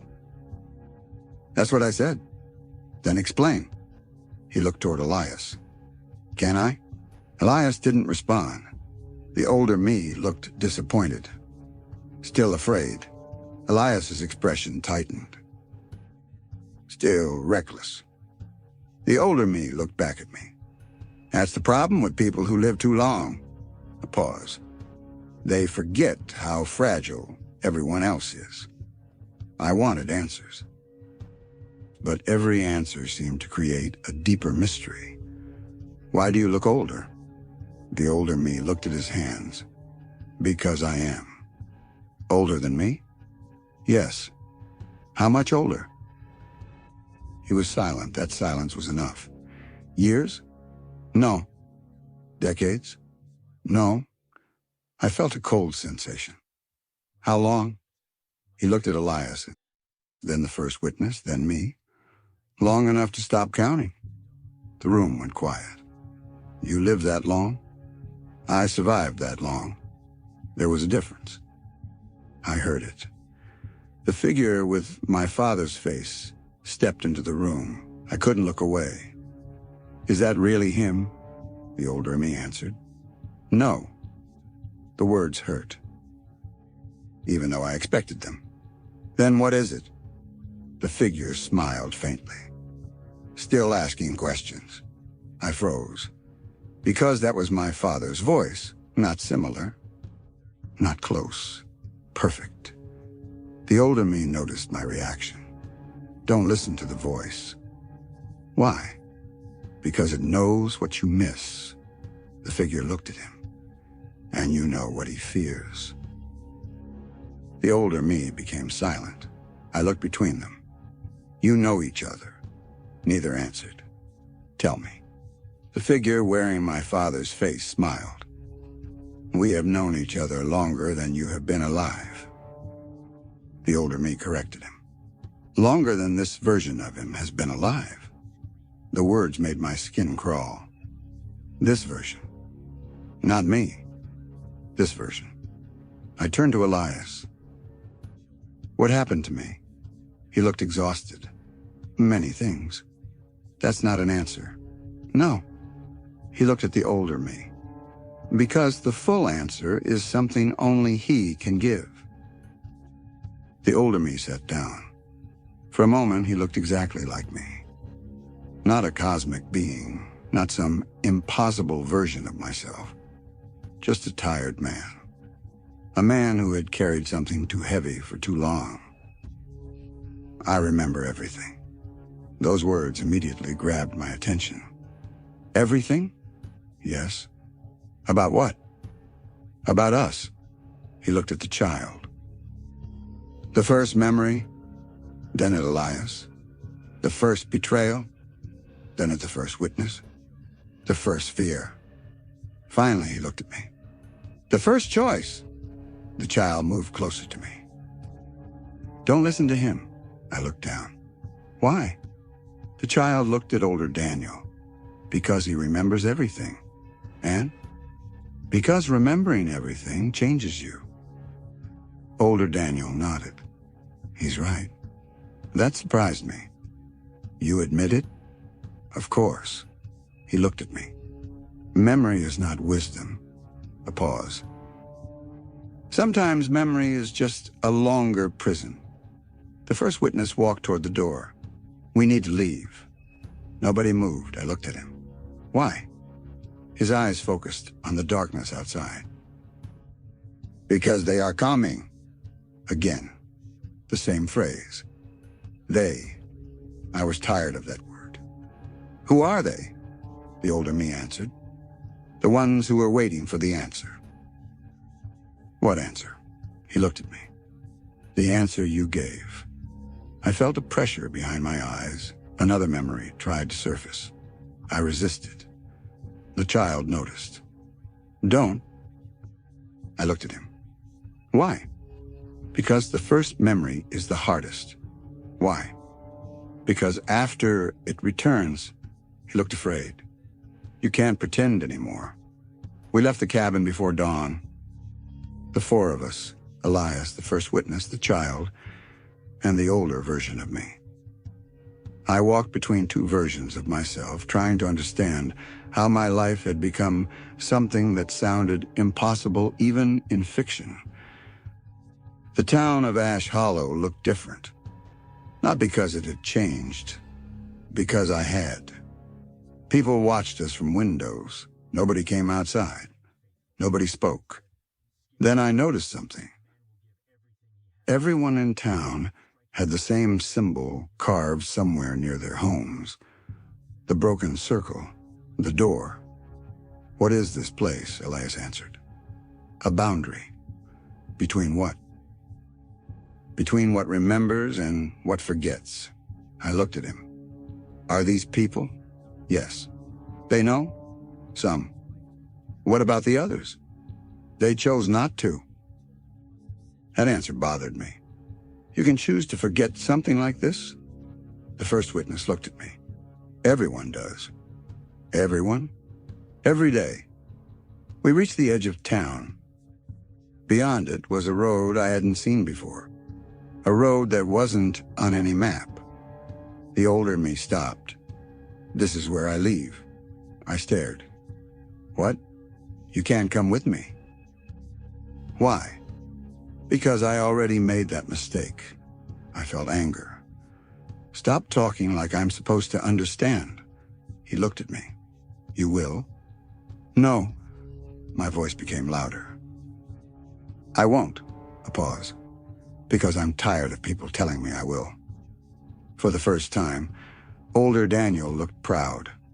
Good, I frowned. What? Keep that. Keep what? That anger, I stared. Why? Because the day you stop questioning, his expression darkened, is the day you become like him. He looked toward the distant mountains. I followed his gaze. Like who? Nobody answered. Then I saw it, a figure standing on the ridge, watching us. The distance was too great to see details, but I knew. The devil, or whatever remained of him. The older me whispered. He came. Elias looked terrified. No. The first witness stepped forward. Why now? The figure on the mountain raised one hand. Not a threat, a greeting. Then a voice crossed the distance. Not loudly, not magically, just clearly. Daniel. Everyone froze. The voice continued. I need to show you what they hid. I felt the mark on my hand burn. The older me grabbed my shoulder. Don't go, the voice from the mountain continued. Because Elias will tell you what he believes. A pause. The witness will tell you what he remembers. Another pause. But only I can tell you what actually happened. The figure lowered his hand. And Daniel, the voice became softer. Your father wanted you to hear this. My heart stopped. The older me looked at Elias. Elias looked away. The first witness closed his eyes, because all three of them knew something. Something I didn't. The figure on the mountain spoke the final words. He was never trying to protect you from me. A pause. He was trying to protect me from you. The ground beneath us cracked. The symbol on my palm opened like a burning doorway. And from somewhere beyond the mountains, something answered. Not with a voice, with a scream. A scream so old it felt like the first sound the universe ever made. And the older version of me whispered, now you understand why I came back. I looked at him. Why? He looked at me with tears in his eyes. Because this is the moment everything changes. The scream lasted only a few seconds. But those seconds felt longer than my entire life. It wasn't loud in the way a human scream is loud. It didn't hurt my ears. It hurt something deeper. It felt like hearing a memory that was never meant to be remembered. Every person in Ash Hollow dropped to their knees. Every window in every house shattered at the same time. The sky above us changed, not dark, not stormy, different. The stars moved, not across the sky, toward us, like the universe itself had leaned closer to watch. I couldn't breathe. The mark on my hand burned with a heat that felt impossible. The older version of me grabbed my wrist. Don't let it open completely. I looked at him. What happens if it does? His eyes were full of regret. You remember? The answer confused me. That's bad? He looked at me. Sometimes. Why? Because there are things people survive only because they don't know them. The figure on the mountain remained still, waiting, like he knew exactly what would happen next. I hated that. I hated that everyone seemed to know the next page of my life except me. I pulled my hand away from older Daniel. I want answers. Elias stepped forward. Daniel. No. I looked at him. Every time something happens, you tell me I'm not ready. A pause. Every time I ask something, you give me half an answer. I pointed toward the mountain. And now he appears, and suddenly everyone is terrified. My voice shook. I am done being the only person in this story who doesn't know the story. Nobody spoke. Then the first witness nodded. He's right. Elias looked at him. You would let him go? No. The first witness looked at me. But I will stop pretending that hiding the truth is saving him. The word surprised Elias. The old man looked away. Because he knew. We walked toward the mountain. Not quickly. Not confidently. Nobody moved like they knew what would happen. Even the beings who had existed beyond human history walked with caution. That was the first time I understood the scale of what was happening. Whatever waited ahead, it frightened them too. The road disappeared after the edge of Ash Hollow. The ground became gray stone. No grass, no insects, no signs of life. The farther we walked, the quieter the world became. Then I noticed something. There were no footprints, not even ours. The ground didn't hold our steps, like this place refused to remember us. The child version of me stayed close. Where are we? I asked him. He looked around. The place between choices. That answer should not have made sense. It did. After an hour, we reached the mountain. Except it wasn't a mountain. Not really. The closer we got, the more I realized it wasn't made of stone. It was made of something else. Something that looked like rock from far away. But up close, it looked like frozen ash. Elias stopped. We can't go farther. The figure at the top spoke. You can. Elias looked up. You know what happens if he reaches the center? Yes. And you allow it? A pause. I have waited too long to stop him. The anger in Elias's voice surprised me. You're still doing this. The figure tilted his head. Doing what? Putting the choice in his hands, the figure answered. Because unlike you, a pause, I trust him. Those words hit Elias harder than I expected. I looked between them. You two know each other. The figure smiled faintly. Yes. Who are you? A long silence, then. The one who remembers the first mistake. Not the devil, not the first witness. Something else. I looked at Elias. Tell me. Elias finally spoke. His name was Samael. The name meant something. Not because I knew it, because my body reacted before my mind did. A memory stirred, a voice, a promise, a betrayal. The child grabbed my hand. Don't. I looked down. What? Names are doors. I looked back at the mountain.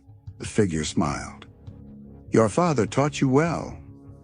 My blood froze. You knew my father? Yes. Who was he? The figure looked at me. He was the bravest person I ever knew. I swallowed. And what was he? The answer came quietly. The only one who ever defeated me. Nobody spoke. The wind moved across the gray ground. Defeated you? The figure nodded. Yes. Then why are you still here? He looked almost amused. Because defeating someone is not the same as destroying them. I looked at Elias. Is he? Elias answered. Yes. My stomach tightened. The figure on the mountain was not a servant. Not an enemy. Not a victim. He was the devil. But not the version from stories. Not the creature people imagined. A person. A being. Someone who had lost something. Someone who had survived. And somehow, that made him more frightening. The devil looked at me. I know what you want. I didn't answer. Your father. My jaw tightened. Where is he? The devil looked toward the sky. Waiting. For what? For you. My heart sank. Why? Because he knew this day would come. How? Because he helped create it. I felt anger rising. My father? The devil nodded. Yes. No. The devil studied me. You still believe people can only be one thing. What does that mean? Good? A pause. Or evil? The wind stopped. Your father was neither. The devil stepped down from the mountain. Every step changed the air. Not dramatically, subtly. Like reality adjusted around him. The first witness moved closer to me. Protective. The devil noticed. You still think I want to hurt him?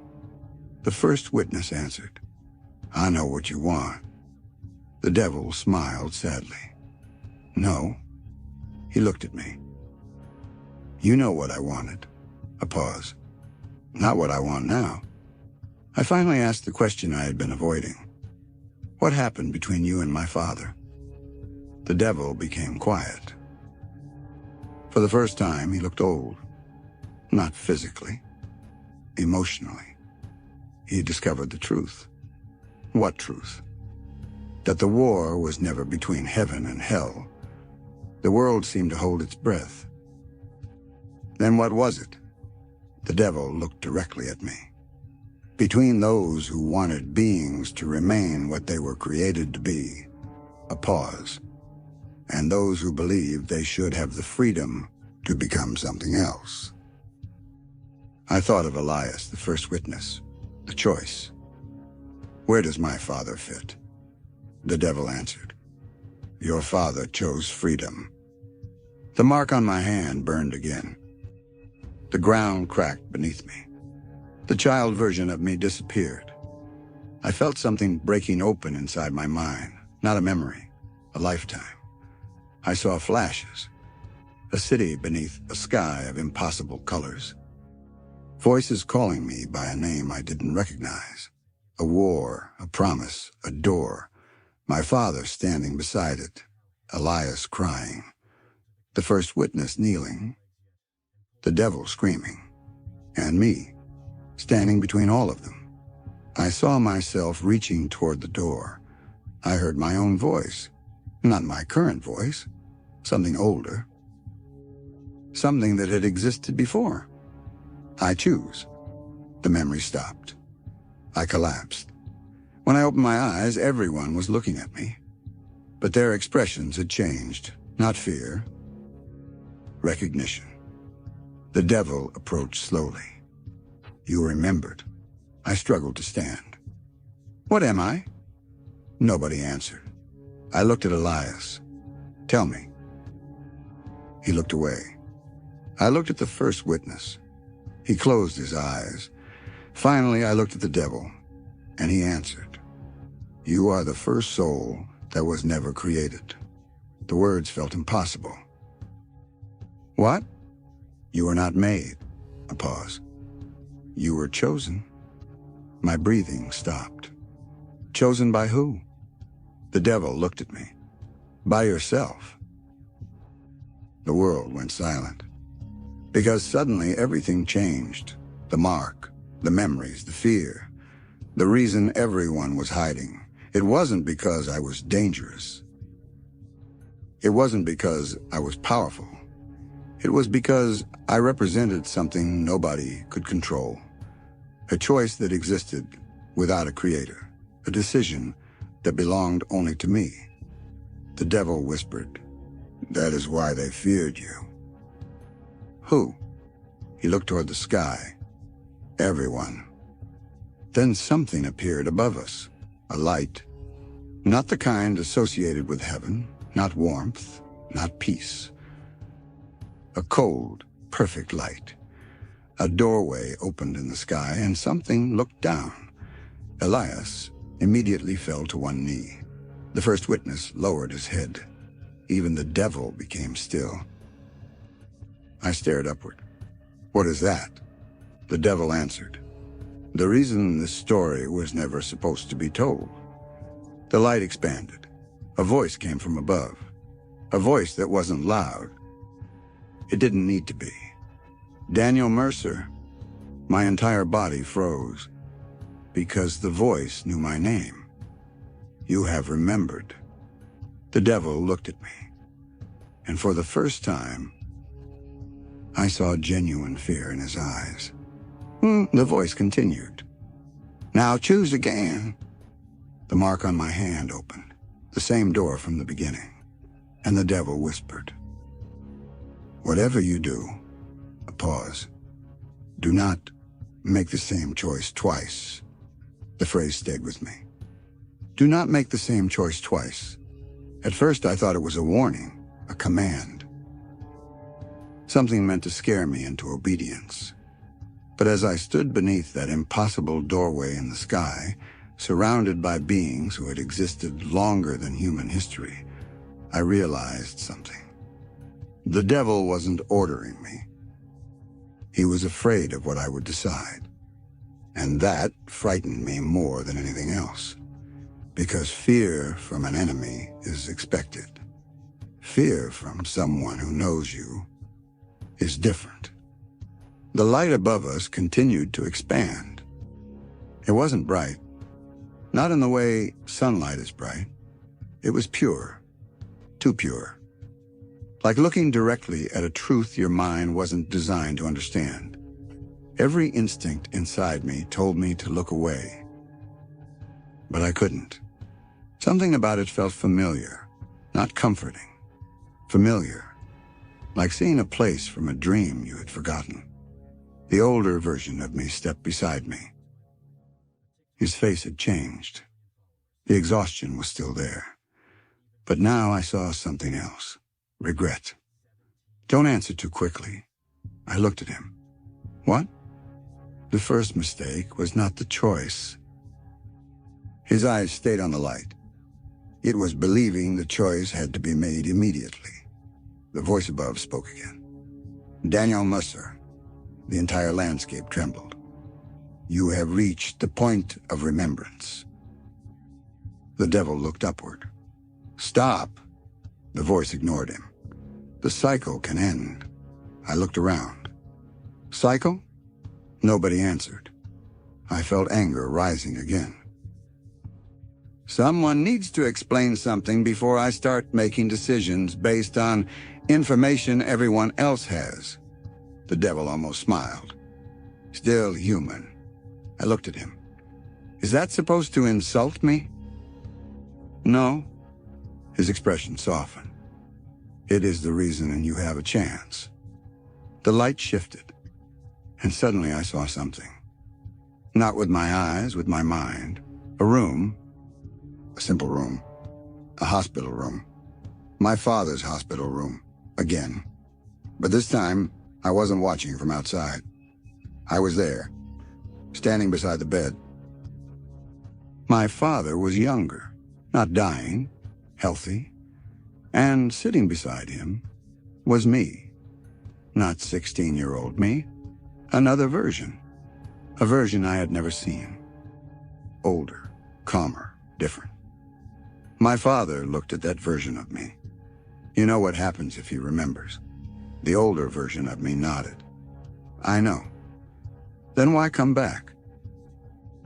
A long silence. Then, because I got tired of watching him make the same mistake. The memory vanished. I stumbled. The devil caught my arm. For a moment, I almost pulled away. Then I realized something. He wasn't holding me like a prisoner. He was holding me like someone trying to stop another person from falling. What did I do? The question came out quietly. Nobody answered. So I asked again, what did I do? The older version of me looked at the ground. You opened the door. My throat tightened. What door? The one you're standing in front of. I looked at my hand, the mark, the symbol. The door was created by me? Yes. Why? He looked at me. Because you believed you could fix everything. That hurt because it sounded exactly like something I would do. The first witness finally spoke. The first version of Daniel believed there was a way to remove suffering completely. I looked at him. Isn't that a good thing? He shook his head. No, Why? Because suffering and evil are not the same thing. The devil continued. And when you tried to remove evil, a pause. You removed choice. The words hit me hard. What happened? The devil looked away. You created a perfect world. That sounded like a good thing. Until I saw their faces. Why do you all look afraid? The older me answered. Because perfection is a prison that doesn't look like one. The vision returned. A world. Beautiful. No war, no disease, no hatred, no fear. Everyone smiling, everyone peaceful, everyone happy. But something was wrong. Nobody argued, nobody questioned, nobody dreamed, nobody created anything new. They simply existed. Perfectly. The older version of me stood in that world. Watching. Broken. My father stood beside him. You see? My older self whispered, "They're happy." My father shook his head. "No. They are." "No." He pointed toward the people. "They are comfortable." A pause. "But they are not free." The vision ended. I looked at the devil. "So I did this?" "Yes." "And then?" "You realized what you had done." "And?" "You tried to undo it." I swallowed. "And failed." The devil looked at me. "Yes." "How many times?" Silence. The older version of me answered. "Many." My stomach dropped. "How many?" He looked away. "Enough that we stopped counting." The voice above interrupted. "You have remembered enough." The devil looked angry. "Not enough." The light grew stronger. The voice continued. "You are repeating the same weakness." The devil stared upward. "And you are repeating the same cruelty." A silence followed, a dangerous silence. Then the voice said, "The choice belongs to him." Every person looked at me. Every being, every witness, everyone waiting. I hated that. I hated being the center of something I didn't understand. What if I don't choose? The light paused. The devil looked at me. The older me looked at me. Even Elias looked surprised. The voice answered, "Then you choose." I almost laughed. "That's convenient." "No." The voice was calm. "That is existence." I looked at Elias. "You believed choice was sacred." "Yes." "Then why were you afraid to let me choose?" His expression changed. "Because he knew I was right." "I was afraid because I saw what happened before." "What happened?" "I watched someone I loved destroy everything trying to save everyone." The honesty surprised me. "You mean me?" "Yes." "And the devil?" Elias looked at him. "I was wrong about him." The devil looked at Elias. For a moment, neither spoke. Then Elias said, "You weren't trying to destroy creation." The devil answered quietly, "No." A pause. "I was trying to stop him." The words hurt, because suddenly I understood something. Everyone had been telling me different versions of the same story. The devil was the enemy. The devil was the protector. The devil was the victim. The devil was the villain. Maybe all of them were true. Maybe none of them were. Because people are never only one thing. Not humans, not angels, not demons, not even legends. The child version of me appeared again. But this time he looked different. Not afraid. Peaceful. He walked toward me. "Do you remember now?" I looked at him. "Some." He nodded. "Enough." I knelt. "What are you?" He smiled. "The part of you that never forgot." "Why were you a child?" "Because that's where you left me." My chest tightened. What? When you chose to forget, he touched my hand. You didn't erase everything. A pause. You left the part that still believed. I looked at the door in my palm. The opening, the choice, the thing everyone feared. What happens if I open it? The devil answered, you return everything. And if I don't? The first witness answered, you remain human. I looked at him. And that's bad? No, a pause. But it means the cycle continues. The voice from above spoke. Choose. The world went silent. I thought about my father, his sacrifice, his fear, his love. I thought about Elias, the being who had spent eternity protecting a person who didn't even remember him. I thought about the devil, the enemy I had been taught to fear, the being who had waited centuries for me to understand. I thought about myself, a person who wanted answers, a person who wanted peace, a person who wanted the truth. Then I understood. The first choice was not about power. It wasn't about defeating evil. It wasn't about saving the universe. It was about one simple question. Could I accept a world where pain existed and still choose to love it? My hand moved. Everyone watched. The door opened slightly. The light above stopped. The devil whispered, Daniel. I looked at him. What? His voice was almost afraid. Remember. I looked at the opening. I do. The door opened, and everything disappeared. When I woke up, I was somewhere else. Not Ash Hollow, not the mountain, not the world I knew.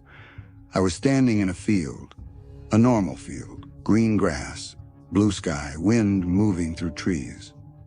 For several seconds, I thought everything had ended.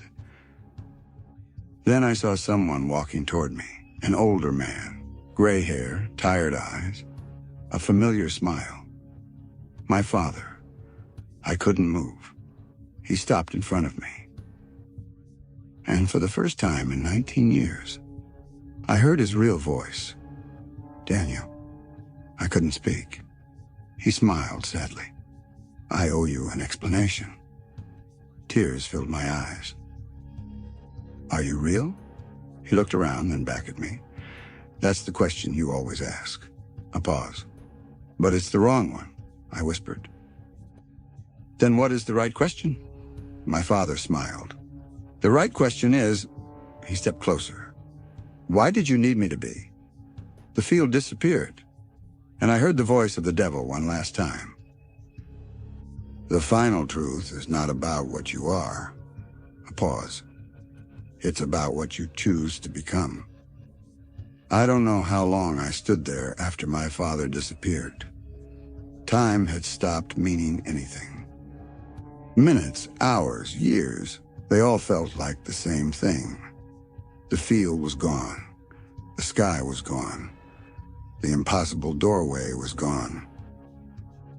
Everything I had spent my entire life searching for had appeared in front of me, and then vanished before I could hold on to it. Again. That was the cruelest part. Not losing my father. I had already experienced that. The cruelest part was realizing I had been given one more chance to say everything I never said, and it still wasn't enough. But something was different this time. Before, I had lost him because I didn't understand. Now, I lost him because I finally did. I opened my eyes. I was lying on the floor of Elias's cabin. The same cabin, the same wooden walls, the same old books. But something had changed. The silence was different. Not empty, peaceful. I slowly sat up. The first thing I noticed was the mark on my hand. It was gone. Completely. No scar, no symbol, nothing. For a moment, I felt relieved. Then I felt afraid, because I had learned something. Things disappearing in this world did not always mean they were gone. Sometimes it meant they had moved somewhere else. Elias was sitting near the window. He looked exactly the same, but somehow he looked lighter, like a weight he had carried for thousands of years had finally been lifted. The first witness stood beside him, no longer looking ancient, no longer looking like someone carrying the memories of the universe. Just a man, a tired man. I looked around. "Where is everyone?" Elias looked at me. "Everyone?" "The child." Silence. The older version of me. More silence. "The devil." Elias lowered his eyes. "They're gone." My chest tightened. "Gone where?" The first witness answered. "Where they needed to be." I hated that answer. But this time I understood it. I stood and walked toward the window. Ash Hollow was still there. People walked through the streets. Cars moved. Lights turned on. A normal morning. A normal world. Except I knew now that normal had always been an illusion. I looked at Elias. "What happened?" He smiled faintly. "You chose." "That's it?" "No." A pause. "That's everything." I sat down. "I need to know." Elias nodded. "I know." "What happened after I opened the door?" He was quiet, and then, "You closed it." I frowned. "That's impossible." "Why?" "Because I opened it." "Yes." "Then how did I close it?" Elias looked at me. "Because you finally understood what the door was." I waited. It was never a doorway between places. What was it? A question. I thought about that. The first choice, the endless conflict, the reason everyone had fought. A question. About freedom. Yes. And I answered. Yes. The first witness sat across from me. For thousands of years, everyone believed the answer had to be one thing. What thing? Control. I looked at him. Control? Every side wanted to control the outcome. He looked toward the window. Those who feared evil wanted to control choices. Those who rebelled wanted to control their own destiny. The mistake was believing freedom needed a guarantee. I frowned. What does that mean? It means true freedom is terrifying because there are no guarantees. I thought about the devil. What happened to him? Elias looked down. He's free. That answer surprised me. Free? Yes? After everything? Elias nodded. After everything? I didn't know how to feel about that. The being I had spent weeks fearing. The one from every nightmare and story. The enemy of heaven. The monster. Was simply free. Is he still dangerous? The first witness looked at me. Everyone is. The answer was uncomfortable. Everyone? Yes. A pause. The difference is what they choose to do with that danger. I stayed in Ash Hollow for 3 days. Nobody asked me to leave. Nobody explained why. Nobody needed to. The town was different now. The people remembered. Not everything, not the impossible things, but pieces, a feeling, a dream, a name they couldn't place. Some people came to Elias's cabin and cried without knowing why. Some stood outside the church for hours. Some simply looked at the sky. Now, like they were waiting for something they had forgotten. I asked Elias about it. He said, memory returns slowly. Why? Because humans are fragile. I smiled. That sounds like something you used to say differently. He nodded. I was wrong about many things. That surprised me. You admit that? He smiled. Eventually, everyone does. On the fourth morning, I packed my things, my recorder, my notebook. The same equipment that had brought me to Ash Hollow, the equipment that had led me into the impossible. Elias watched me. "You're leaving?" "Yes." "Where will you go?" I thought about it. Before Ash Hollow, I would have said home. Now I wasn't sure what that meant.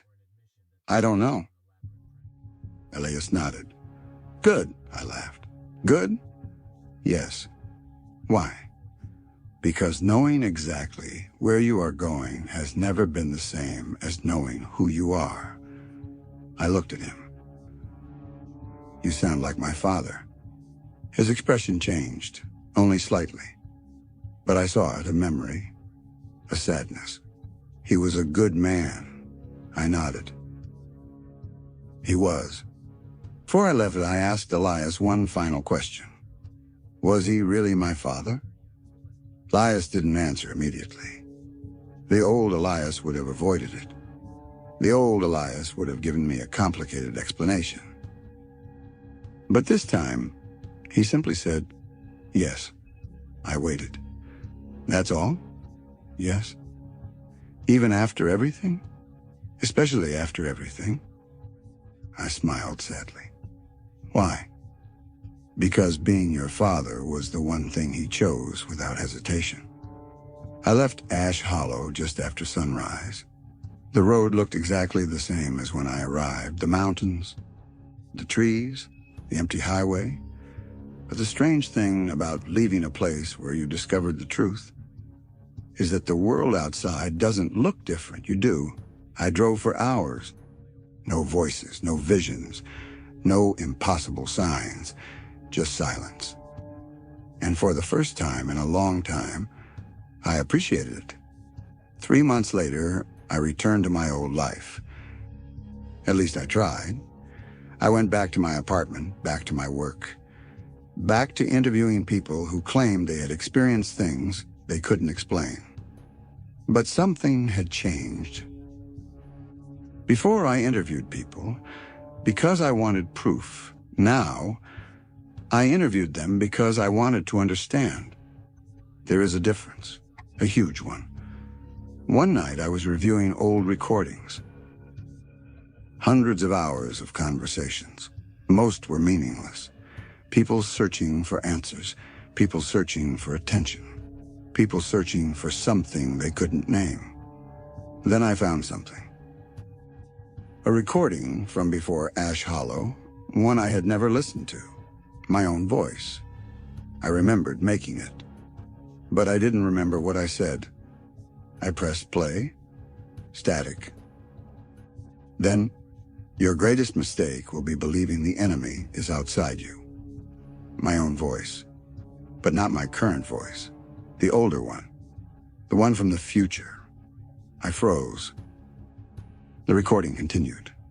"The darkness you fear," a pause, "is not the darkness that will destroy you." I stopped breathing.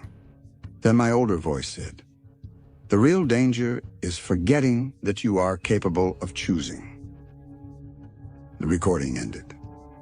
I stared at the device, because there was one final sound after the recording should have ended. A whisper. A voice I recognized. My father's. "Goodbye, Daniel." I closed my eyes, and for the first time since he died, I smiled. I thought the story was over. I was wrong. Because a week later, I received a package. No return address, no name. Inside was an old book. A book I recognized immediately. The same kind Elias kept beneath Ash Hollow. The same book that held names, choices, memories. I opened the cover. The first page was blank. The second page was blank. The third page contained a single sentence, not written in ancient symbols, not written in a language I didn't understand. Written in English, my handwriting. The sentence said, "The devil's greatest enemy was never the person who defeated him." I turned the page. Another sentence appeared. "It was the person who finally forgave him." I stopped, because I knew what that meant. The story everyone had told for thousands of years was wrong. The devil was never defeated. He was never destroyed. He was never truly forgiven, until now. And the reason nobody knew was because the person who had to forgive him was me. I closed the book. But before I could put it away, another page appeared. A new name. Not the devil's, not Elias's, not my father's, mine. And beneath it, a date. A date 3 days from now. I stared at it, because I knew what that meant. The story wasn't finished. Not completely. Somewhere, someone was waiting. Someone who knew my name. Someone who knew what I had chosen. And someone who wanted to know if I would make the same choice again. I looked at the final line on the page, a line that made my blood run cold, because it was written in my father's handwriting. Daniel, if you are reading this, then I failed to stop what comes next. I turned the page and saw the words, "The devil was never the final enemy." A silence followed, and then the last sentence appeared. "Something older has been waiting for you." I closed the book, because after everything I had seen, after everything I had learned, after discovering the truth behind angels, demons, memory, and choice, there was one thing I finally understood. The universe was not terrifying because monsters existed. The universe was terrifying because sometimes the monsters were right. The end.